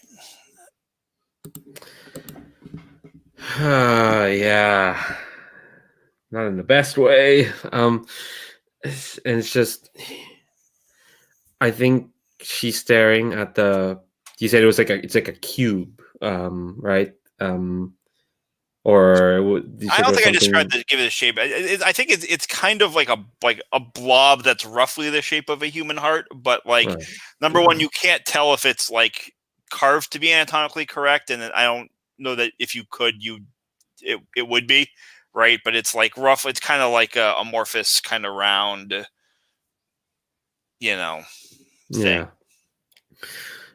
I think Anya just kind of like looks at that and just says like, "I'm sorry this happened to you, Adair. I know he didn't mean for it to happen, but it's not. It's it's not an excuse." Don't be. What are you apologizing for? This is. And they smile again. This is. I said I feel lighter than I ever have before. And you see the glowing heart sort of starts to beat, not beat, like pulse. The glow pulses almost with the rhythm of a human heart. Oh gosh. Yeah, that's not great. God. No, I'm not gonna resort to violence. I don't know why my mind went to like resort to violence. No, I'm kidding. It's you could that is a thing you could do. It might be interesting. It might be interesting. Might be interesting. Who knows? No, I'm not gonna do that. This person died because of my brother. I think I will instead maybe call on superstition. Sure. I think Sure. I brought with me one of the runes that I was like whittling, if that's okay. Absolutely. I'm not even going to make you roll well prepared for that. You can just have that. Okay. Okay, cool. Yeah, I think this is well, we have a list. Okay, yes, we have a list of the trees. I think this one is because I don't think Anya has a hue rune. This is like wakeful birch. Sure. And says this. I'm sorry, Adair, but I know you feel light, but I have to bring you down to earth. I don't know what that heart's doing, but it doesn't sound right. And I'm gonna like jam the rune against their heart.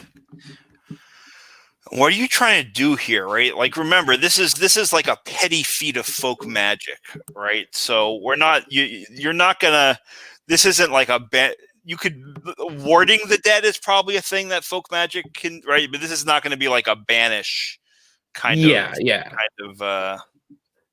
I think it's more like a revealing of an untruth. I want to know what. Sure. Oh yeah, What? what's behind that? Awesome, I love it. Yeah.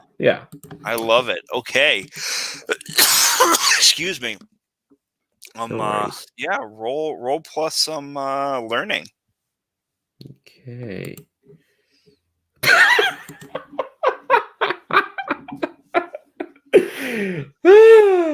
Oh, Anya.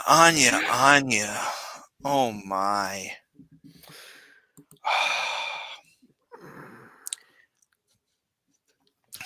Amazing.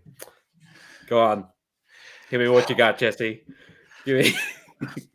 We're going to come back to this in just a minute. Let's see. So Dogen. So death, right? The mists of death. I think your spirit kind of, moves forward out of your body. Right. And well, you tell me, like, what does it look like when your spirit leaves your body, and moves into death when you walk in the mist? Well, I think for a lot of people, it doesn't look like anything. It just looks like I'm going kind of stiff. But I think for me, Yeah. So through your eyes, what does it look like? Yeah, through my eyes, I think I feel myself separating. Like there's initially like a kind of magnetic pull that I have to kind of break from my physical body. But once I kind of get outside of that seemingly kind of magnetic field,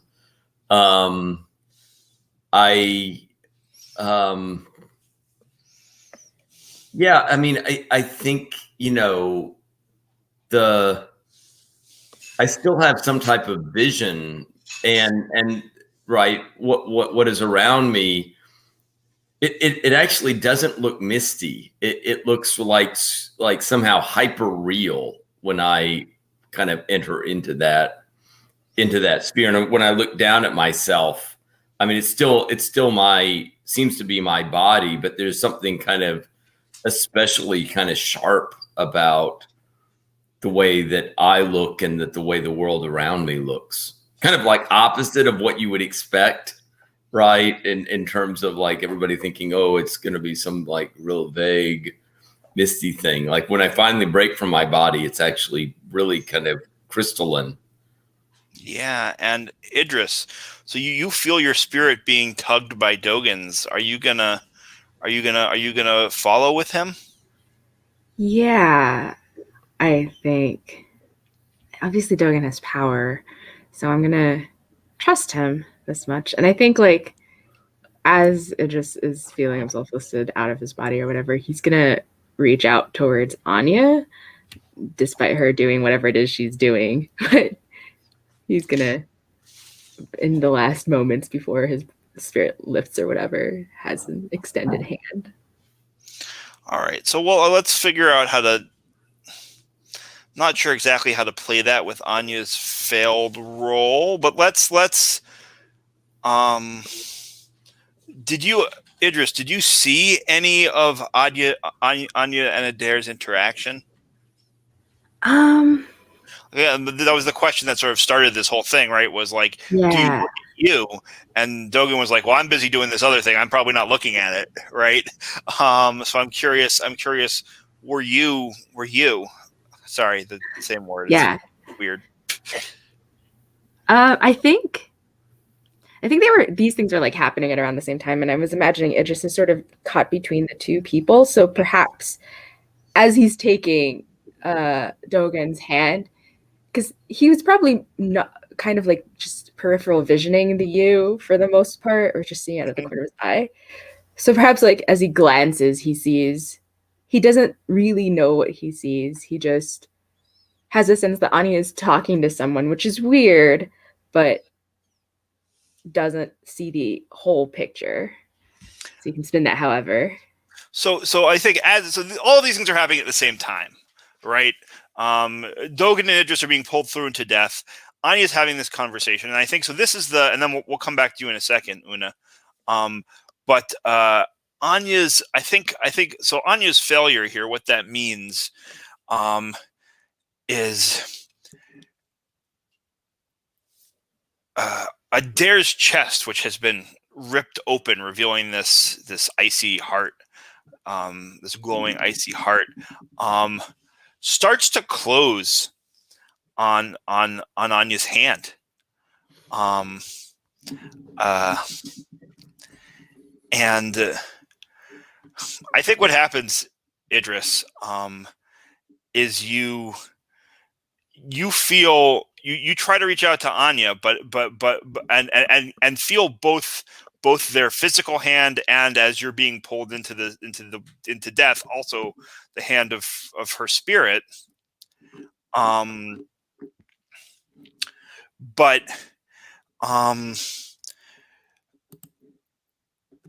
Anya's spirit is locked in her body, and her body, and this is a kind of a body horror thing that's about to happen. If people aren't cool with that, let me know now. I want to give people a little bit of a warning because we haven't talked about it. People okay with like a little bit of light body horror? Yeah. Okay. So Adair's chest, heels closed around Anya's wrist, and Adair smiles as I think Idris hears this right before he gets pulled into death, even though he couldn't hear most of the rest of the conversation, right? But he hears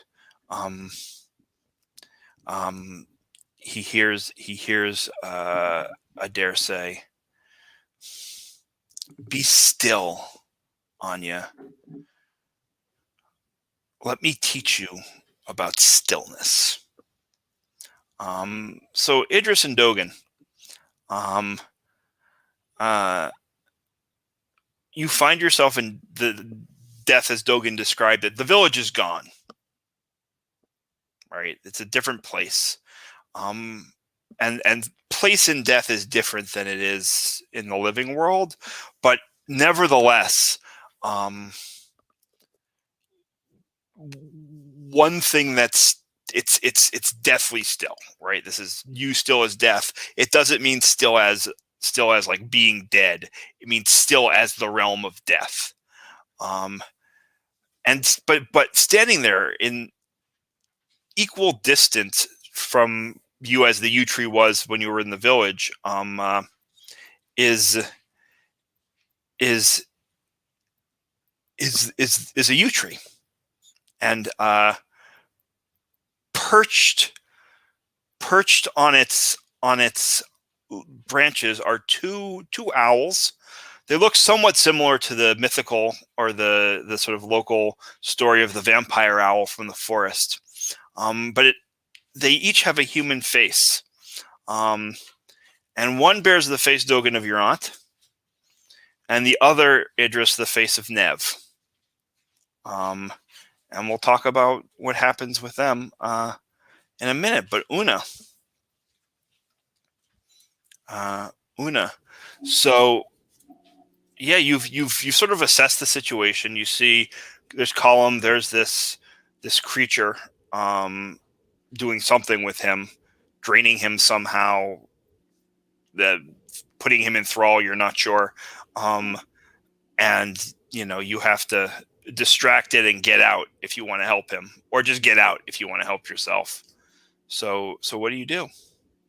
Well, like I said, I'm pretty sure I'm standing fast here because this is my fear. This is like the moment, the culminating moment for me, right? Yeah, absolutely. So here we go. I'm gonna roll. What are you rolling? Oh, stand fast. Got it. I misunderstood. Yeah. Go for it. I got a 9.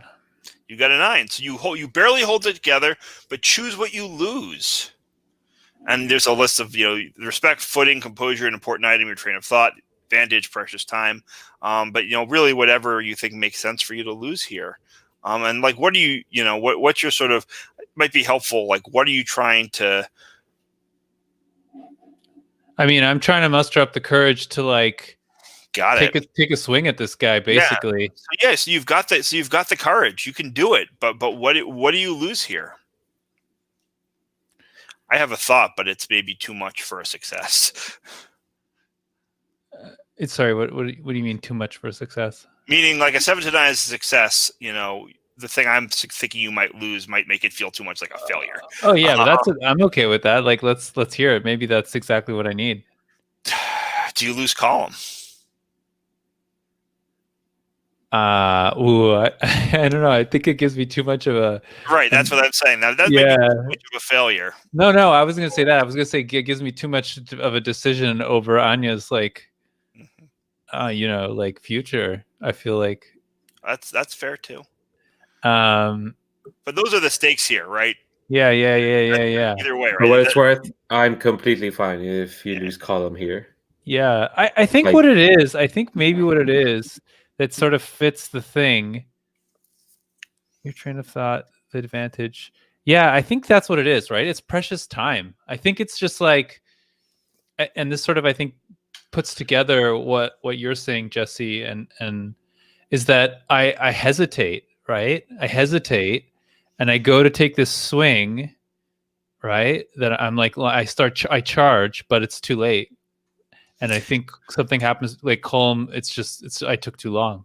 Yeah, I think so. So I think, but describe how you're taking the swing. What does it look like? Like, are you? Is this going to be a resort to violence? Yeah, I mean, this is what it is, right? She stops, she hesitates, she like takes in the situation, she takes a deep breath, and she just barely overcomes her like compulsion to run in fear, right? And so she has this like sort of like awestruck look on her face, and she takes one step, and then she just screams like ah, and she uh charges, but it takes her too long to decide what she wants to do. Sure. So I'll tell you. I'm gonna sort of roll that hesitation into the result of this roll. So Sure, just sort yeah. of like basically what that's going to mean is even on a full success, right? The hesitation will have had an effect. Mhm. Right. But what are you trying to accomplish here? I mean, well, so my the way I'm trying to frame it is I'm charging to save Colm, right? And I'm going to take a swing to get him away, but like as I'm charging, it like just as I'm getting there, it's clear that Colm dies, and so like this was all in vain. All right. This like So I'm not sure he's not trying to be killed, right? So okay, well, whatever bad thing is happening to we'll him. talk about exactly what it looks like here. Yeah, But basically what you're trying to do is like distract and drive this thing off so Colin can get away, right? That was your goal. that's exactly it, right? So yeah, so roll plus resolve. All right, this is where I fail miserably. Yeah, this is one of your milestones though. So Oh yeah, that's right. we haven't been going through the milestones, but all of you have been hitting them. Not all of them, but many of them. All right, here we go. -2. There it is. 4. Big old fail. Perfect. Oh yeah. Just what I wanted. If it gets you, you're dead. Great. That's going to sort of frame what happens here. Like I'm not going to kill you right now, but I just want you to sort of know, right? Like if that's how this thing works. That would be great. I don't mind. Yeah. I mean, we may get there, but not quite yet.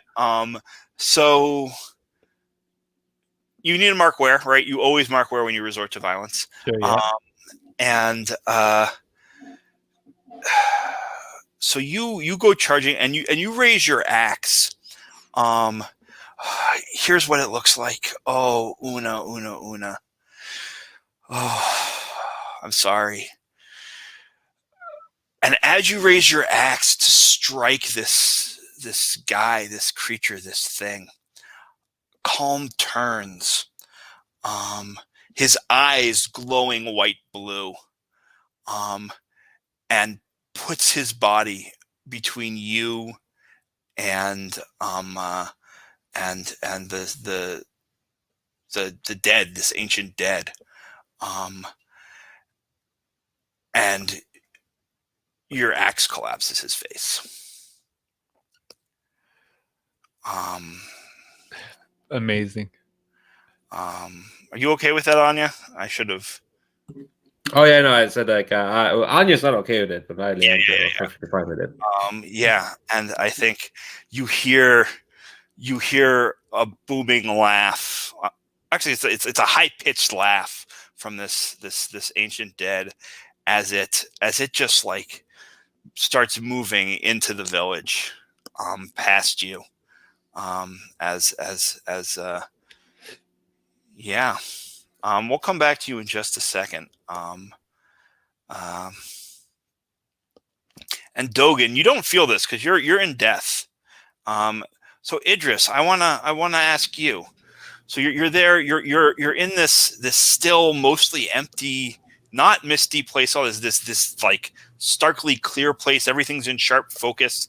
This sort of plain, with a yew tree with these two owls, and one of them peers down at you with Nev's face. What do you do? I feel like I should stand fast. I think that's very reasonable. I feel like a lot of things have been happening and I need to not be freaked out. So I have a -1 to courage. It's great. Mm-hmm. This will be fine. It'll be. Yeah. See, it was a 10. That's a 10. There you go. So you steal your nerves and wrestle down your terror. Ask the GM, what opportunity can I find? Yeah. What opportunity can I find? I mean, I think this is like, there's this like weird logic to being in this alternate plane in death in your spirit, where like you know what these are, and this is maybe what your town has forgotten, and maybe what your town is trying to replicate with its yearly ritual around the yew tree, right? But the denizens of yew have answers, and they're sometimes tricksy to deal with, but they might be able to ask the right question and they'll give you a helpful answer. Idris is gonna like squeeze Dogan's hand and like pull him toward the tree and say, we can ask them. They live here or they die here, whatever it is.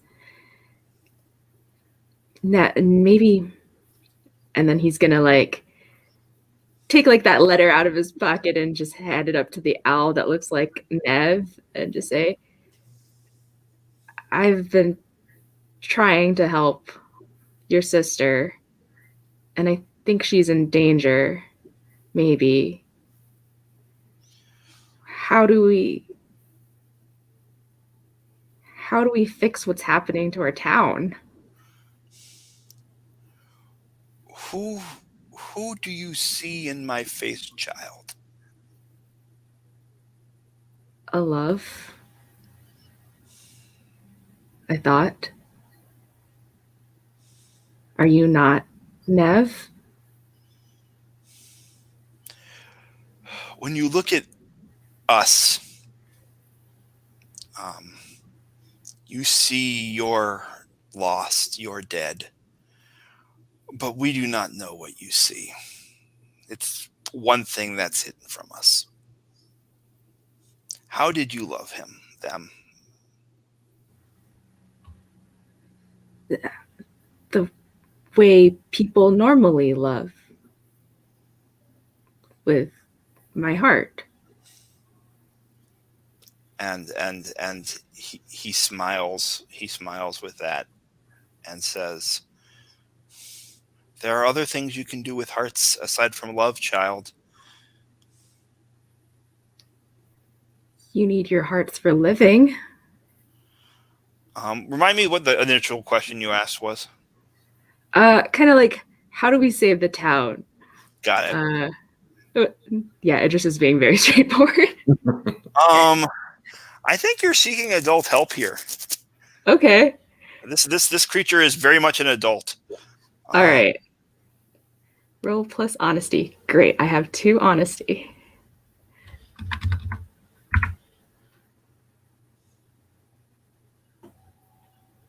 a 9.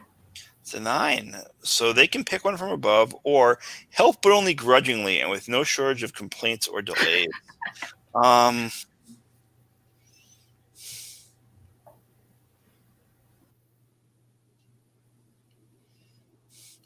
So I think what he says is the dead that haunts your town wants our home. And it sort of like scratches at with its talon at the branch it's standing on. It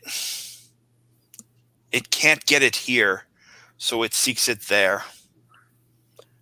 But if you can bring it here, and this Dogen will sound familiar to you because it's similar to what you learned from your aunt a while back, right? So it's kind of right. But if you can bring it here, we can deal with it.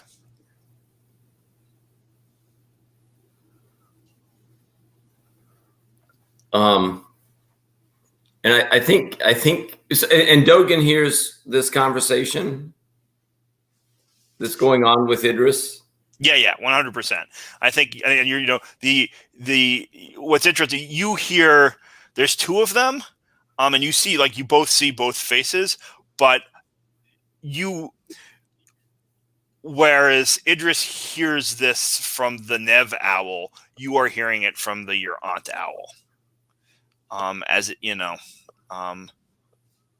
kind of weird way.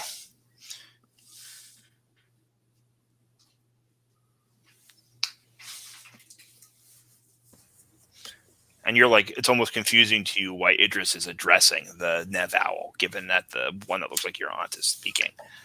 Right. I think Dogen turns to Idris and says, well, this is confirming what I understood before, but I think to do this, we have to return quickly to the land of the living in order to bring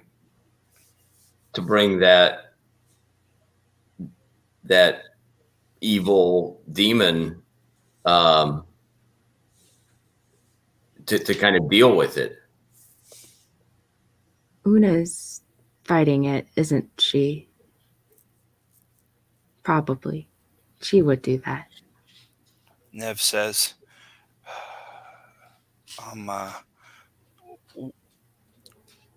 to you it's Nev, right? It's the same story. But so Idris, you hear Nev say,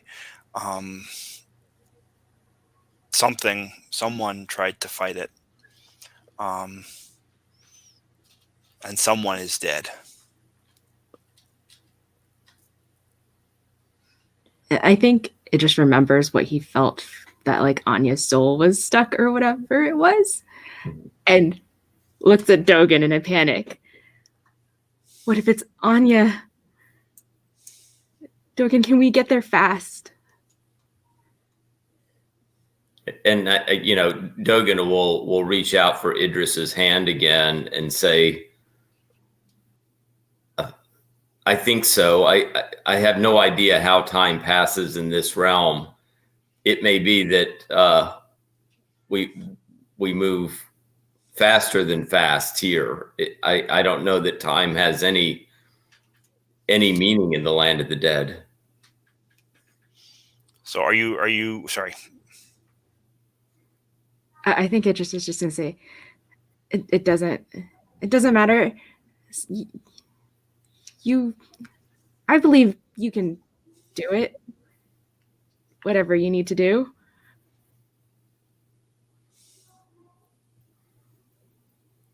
Yeah, and I think with that, I think Dogen. I mean, Dogen senses that he needs to get back into the land of the living, to that being, and I think Dogen has an idea of what he needs to do. Yeah, it only takes you're okay here. It only takes really a simple act of will to return to your bodies. You can just decide. Yeah.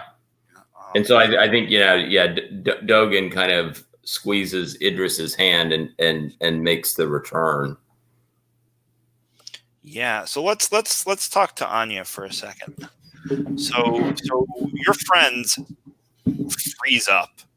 I don't know if you're in a position to really notice that, except for the fact that Idris had reached out for you, right? And you probably feel his fingers kind of stiffen, right? As his spirit leaves his body, and you are you're sort of entombed up to the elbow. Oh wow! In a dare, right? Because you slammed your tile into their ice chest, right? Maybe mid, whatever, but pretty deep. And they again, they smile at you and they say, just relax, and you can feel the cold of the heart pulsing through the tile and your palm and up into your arm. Oh yeah. That is a tad deeper than I thought, because I immediately thought of a gruesome way to get out of there, but it's not PG-13. We've gone a little dark here in this last section. I guess, I don't know if the show's ever been PG-13. Yeah. I think my instinct's getting the better of me, maybe. Anyways, it's fine. Sometimes it happens. Sometimes it gets. Sometimes your younger fiction just gets dark, just a bit darker than you expect, and it lodges into your mind for the rest of your life. That's how it works. Yes. Anyway, so yeah, you're stuck there, and you feel it's sort of like the cold ice moving up through your arm. Yeah. I think Anya looks at Adair as she kind of feels like Idris's fingers have stiffened up, and says I'm sorry, I don't know how to be still. I sit down, I just see what's coming. I just see the future. Because how I see the future, I don't really have a past, because I don't remember. All I see is what's coming. So, I'm sorry, I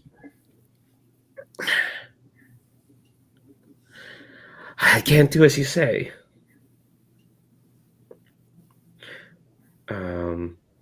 So, bit of a content warning for anyone who might be watching this, but I'm just going to take her knife and going to try to cut her hand off. Oh, wow. That might be a bit much. I mean, it's not over any of our lines and veils. Yeah, I did check first. I am okay with it if everyone else is, but I want to make sure. Are people okay with that?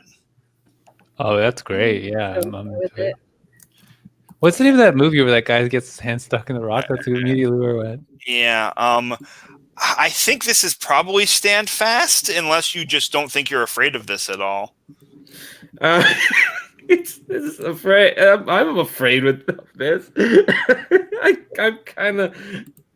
This is a lot, but I think. Well, the tragic part is Anya's doesn't want to do this because she still has to go after her brother. Just know what's happening out there. And stabbing a shade is not gonna be helpful. At least in her mind. So I think she'll just let go of Idris's fingers, take the knife that she has, and just, she can't really feel her hand right now. It's really cold. So yeah, I mean, if you don't think this is a stand fast, then there's no roll at all, and you can just do it.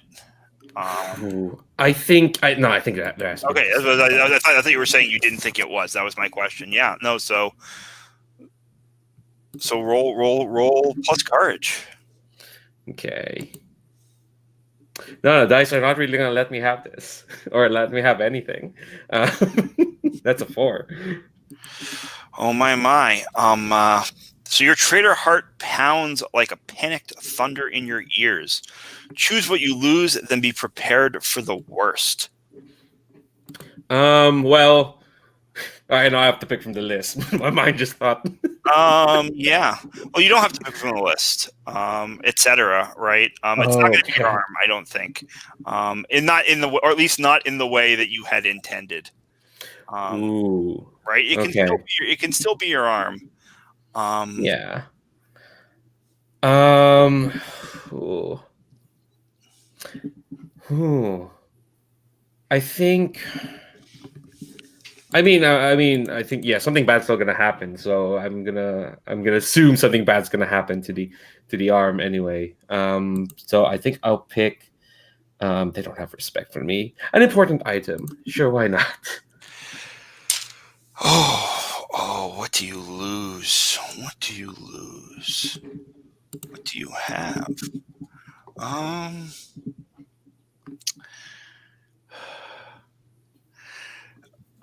You feel two things happen. First of all, you feel as you feel that ice pumping into your arm that's stuck, right between the ruin and your palm.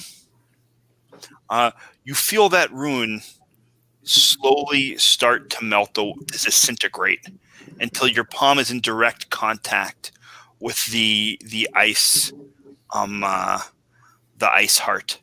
And I think the pouch that you keep the rest of your runes in suddenly feels lighter. And you don't have your tree runes anymore. So that's the number one thing that happens. But the two thing that happens is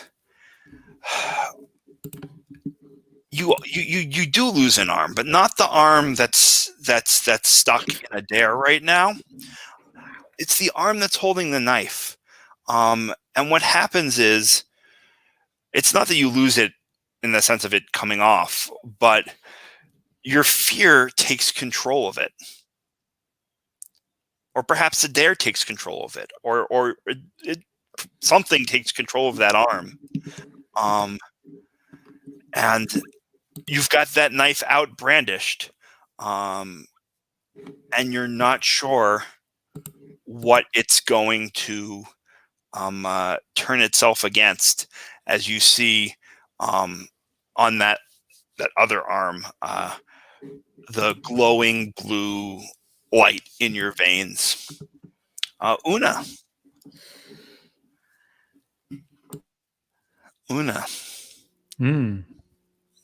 So,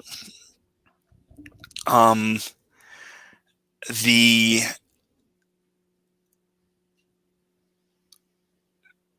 this ancient dead floats by you as if you're not there, right? It's hovering maybe 6 inches off the ground.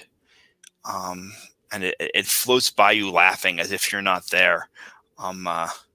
As you have killed Column, whom he seems to have turned to his side to defend him. What do you do here? Oh, I'm a wreck.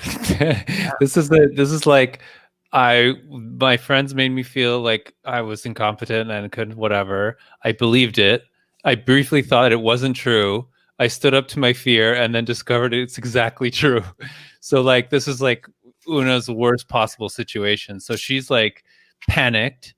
She's like, I think she's like fallen to like the swing and then realize what she's done. She like takes a step back and then maybe trips and falls on her ass, and then Colin like maybe falls forward and like blood comes out of his head and is pooling on this like this starkly white snow, and then she like scrambles backwards like she's terrified, and I think she just starts like panting heavily, and I think like she just starts like not even able to scream. I think she's just like, and then she just scrambles onto her hands, leaves the axe in this guy's head, and just runs back to town, like running in terror home, I guess. Home. So you end up following this creature, this ancient dead, because it makes its way through town towards your house. And it's not really going towards your house, right? It's going in the same direction. Yeah. Right. But that's where you live, Mm-hmm. Conveniently. And so I think you're there when Dogen and Idris, their sort of frozen, stiff bodies move back to life. And I think the first things the two of you see, and it's like from opposite directions. I think it's just like unmissable. There's so much going on here, right? Is Anya lodged, and now if you look at the yew tree, you can see Adair, sort of again. It's a strange posture, right? Leaning back against the tree, almost sort of casually, but the tree supporting their weight with Anya's one arm in their chest and the other out with her knife brandished, veins in both arms glowing blue. You probably can't see the ones that are, because between their sleeve and and Adair's body you can, but her other arm holding the knife, the hand, you can see that glowing blue. As the ancient dead arrives, floating 6 inches above the ground, and it sees and it laughs. Oh, it's a deep, rich. Before he was kind of like cackling in this high pitched, almost like Margaret Hamilton in The Wizard of Oz, right? Kind of like cackle, but now it's like a deep, full throated, like belly laugh as he sees the state of protection the yew tree seems to have. And he starts moving towards it, basically ignoring you, Dogen Idris. I think, in a very kind of like arrogant, cocky way. He's dealt with everything in his path so far, and now he's where he wants to go. These kids aren't a problem, right? So you have an opportunity to act here. Dogen, I'm curious what you do here. I think Dogen's going to try to take him to the dead. How? He's going to try that damn key one more time and see. Okay. But yeah, I think, I think as soon as he got back into his body, he felt for that key and was thinking, okay, he was thinking he might have to go searching for it, but lo and behold, here it is. And yeah, I think as soon as he sees it, he's, and the fact that it's not apparently looking at us, all the better. And I think, Dogen will whisper to Idris saying, I'll take care of that devil. Do what you can to help Anya. But Okay. but I would beware of that knife she's brandishing. Are you turning to appear to back you up before you roll? Well, I think if I'm able to see Anya, I think I'm telling Idris to go, to kind of attend to Anya to do what he can for that, and then I'll try to take on the it's just worth pointing out that that if there's any moment to use this move, this is the moment. But you don't have to, and of course Idris could say no if you do. Yeah, no, you're right though. Yeah, I mean, I think Dogen does point out the icy demon and says, we've got to send it back. We've got to get rid of it. And this is the key. He says, pointing to the key. If Dogen is asking Idris for support, Idris would help if that's what you want to do. Otherwise, I mean, because I think that if Idris independently tries to help, you wouldn't have that like benefit from turn to your peers, because right, you need it wasn't to really ask. turning to your peers. I think that's part of the point of the move, right? You need to ask for help to get it. Mm-hmm. I think there's an argument to be made for whatever it's worth. That this is why I asked the question first. That Dogen asking Idris to like help Anya is backup, right?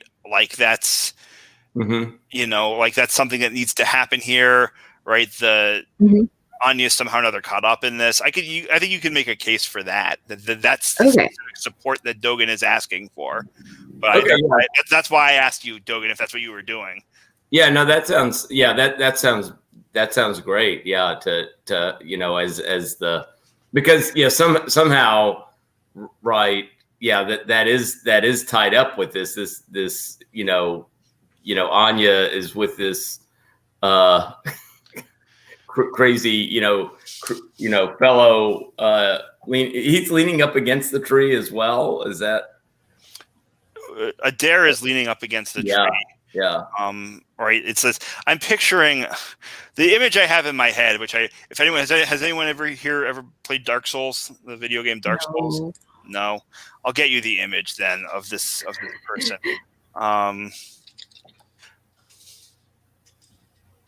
Because it's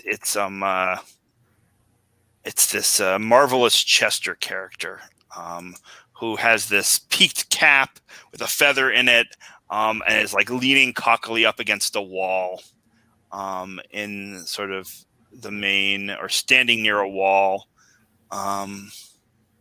Unfortunately, I'm just not getting the actual image of him in the. Oh, here it is.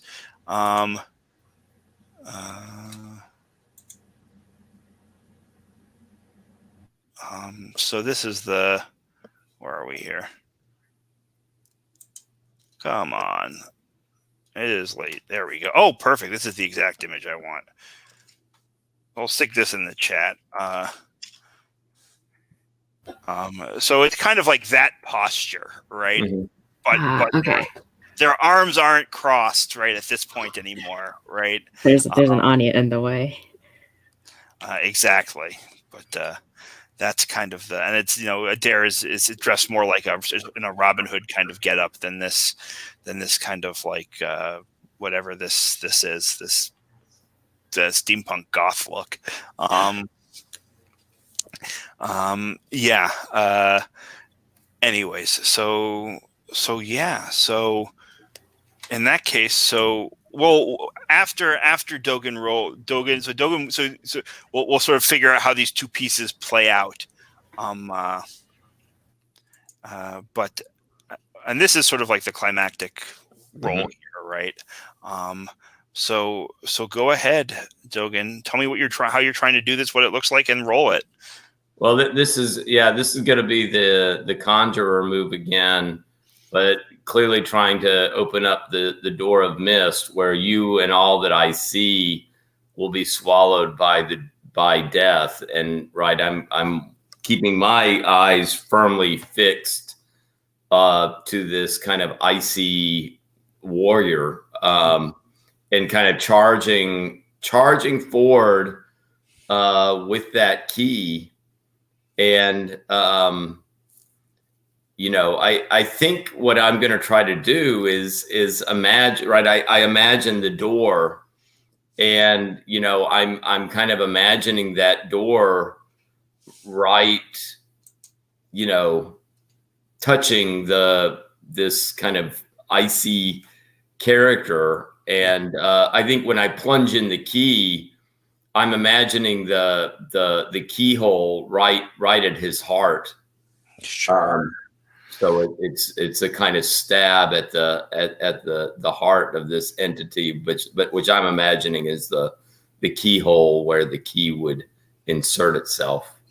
Sure. Yeah. So go ahead and roll plus resolve. All right.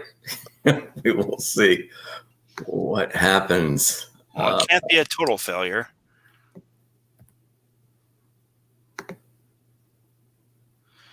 And that's a 9, which turns into a 10. Your will be done. So yeah, I mean, describe it. But then I want to hear from Idris. Yeah, I think I plunge the key in and turn it, and the door opens. The entity is then right there in the door. And I think I also would see or hear my great aunt. Sure. I have that kind of sense of guilt that she was somehow depressed, kind of upset with me or disappointed in me. But some sense, right, that finally, right, I this was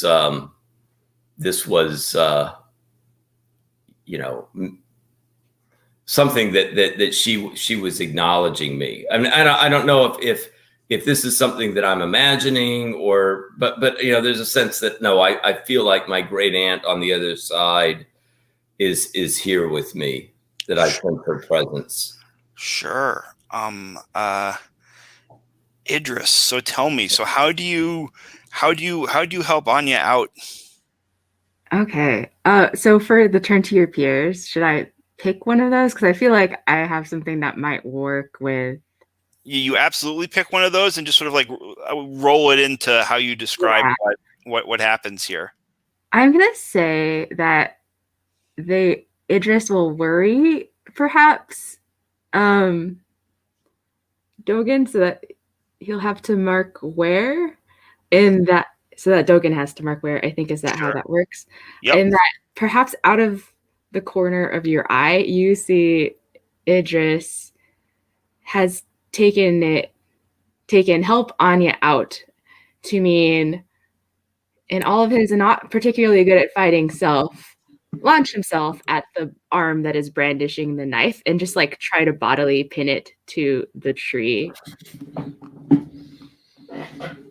Yeah, I think that makes sense, and I think it works, right? I mean, this is I don't think we're it's 11 o'clock and the creature is vanquished. I don't think we're rolling any more dice here. I think it works, because I think and as the this ancient dead is pulled or shoved, really, right into death, and the door closes shut. I think Idris, you hear the cry of Nev's voice from the U, and Dogen, you hear almost like superimposed on that sort of feeling you felt from the actual spirit of your aunt, right? The voice of your aunt, right, as it cries out in battle against this ancient dead who it is now going to be able to drive off, right, from the tree. And the second it's gone, the snow stops. The wind stops, the snow stops. It doesn't suddenly get warm. It's still quite cold, and it's going to be cold for a little bit. But you're now standing in a clear. The four of you are standing in a clear field of snow in front of the yew tree, not far from Una's home and Idris's home. And it's funny, Anya, because Idris is sort of like wrapped around your arm. You remember this, right? You remember what happened. And your other arm is free. As if Adair has just disappeared, melted into the yew tree. If you look at it, you can maybe see the shadow of their face in the bark, which is more what you're used to seeing, right? When you look at the U and see the dead, if one were to look at the U, which of course one does not, but you also see your brother's face next to Adair's, and you know what that means. And I think people start to come out right in the snow. No one has any idea what happened, except they find Duncan's body, and so that's going to be something that has to be sort of addressed. But I think from here we'll do some. I know it's late. Are people comfortable with taking a few minutes to do some epilogues and then maybe a quick debrief after that? Works. Sorry, go ahead. Yeah. Okay. No, sorry. Go I ahead, was gonna say. Yeah, I was just gonna say. I don't think I do actually. No, unfortunately, I have an early start tomorrow. For sure. So, do you want to give a quick sentence about what happens to Una next before you have to run? yeah. Sure. Yeah, I think this might have turned out great for everybody else, but I don't see Great. it turning out so great for Una. Exactly.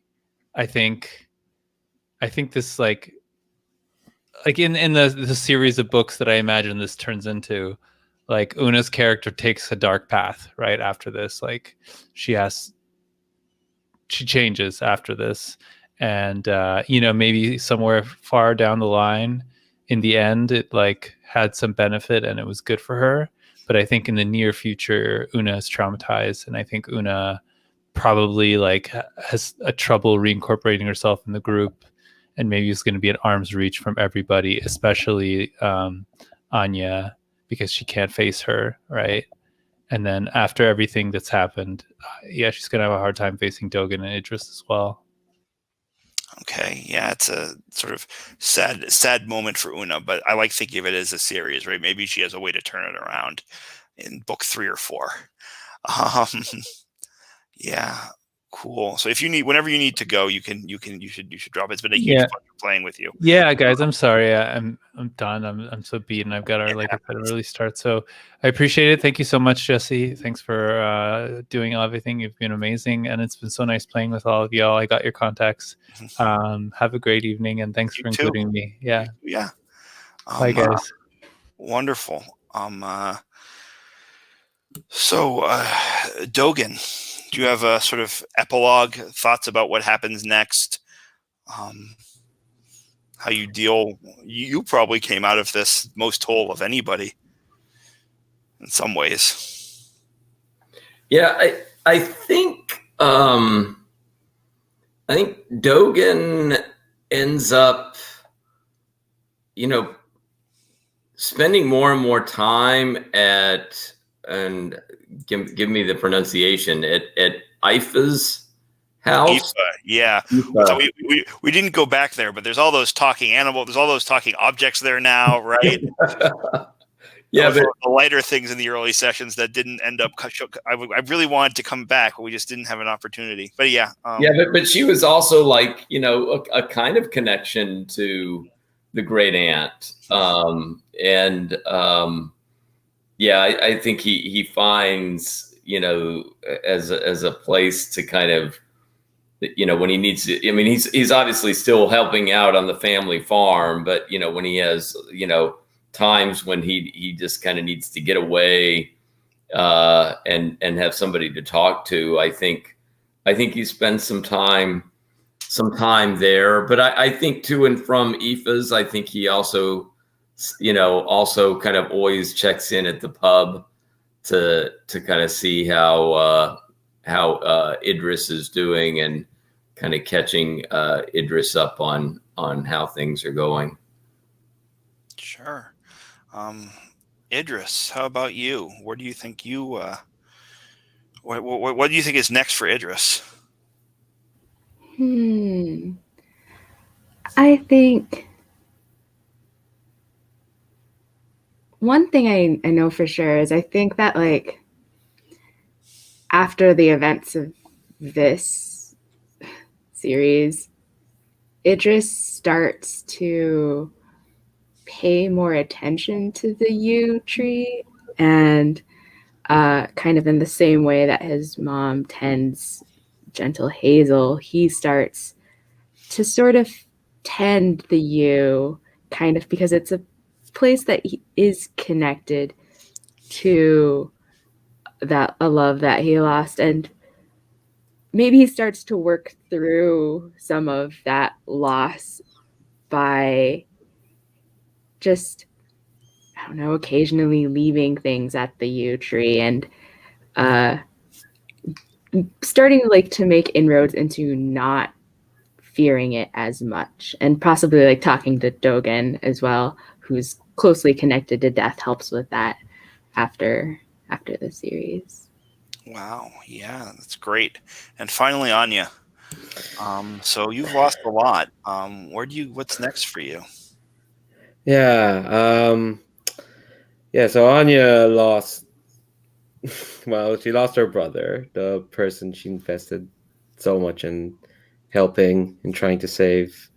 Something I didn't mention last session is that we had that small anecdote of Anya asking Colm to tell her story about her parents because she doesn't remember her parents that well. Mm-hmm. So I think it's set up in character creation because she has all these visions. Mm-hmm. She doesn't have many memories of the past. So that's gone as well. But they're out there Yeah. somewhere, so maybe she. Yeah, that's the thing. I was gonna mention it before Jan left, but like Una's not gonna have that much trouble not talking to Anya because I think after a week of like Anya just kind of like just keeping to herself, just falling to like this deep kind of like depression. I think there's a night where she just goes.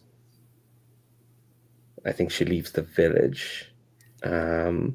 Maybe yeah, I was gonna say maybe Idris like spots when Anya's already like way off, but she does have the circlet. She's not wearing it, but she has it. It's kind of like around her like hand, which every now and then she feels it.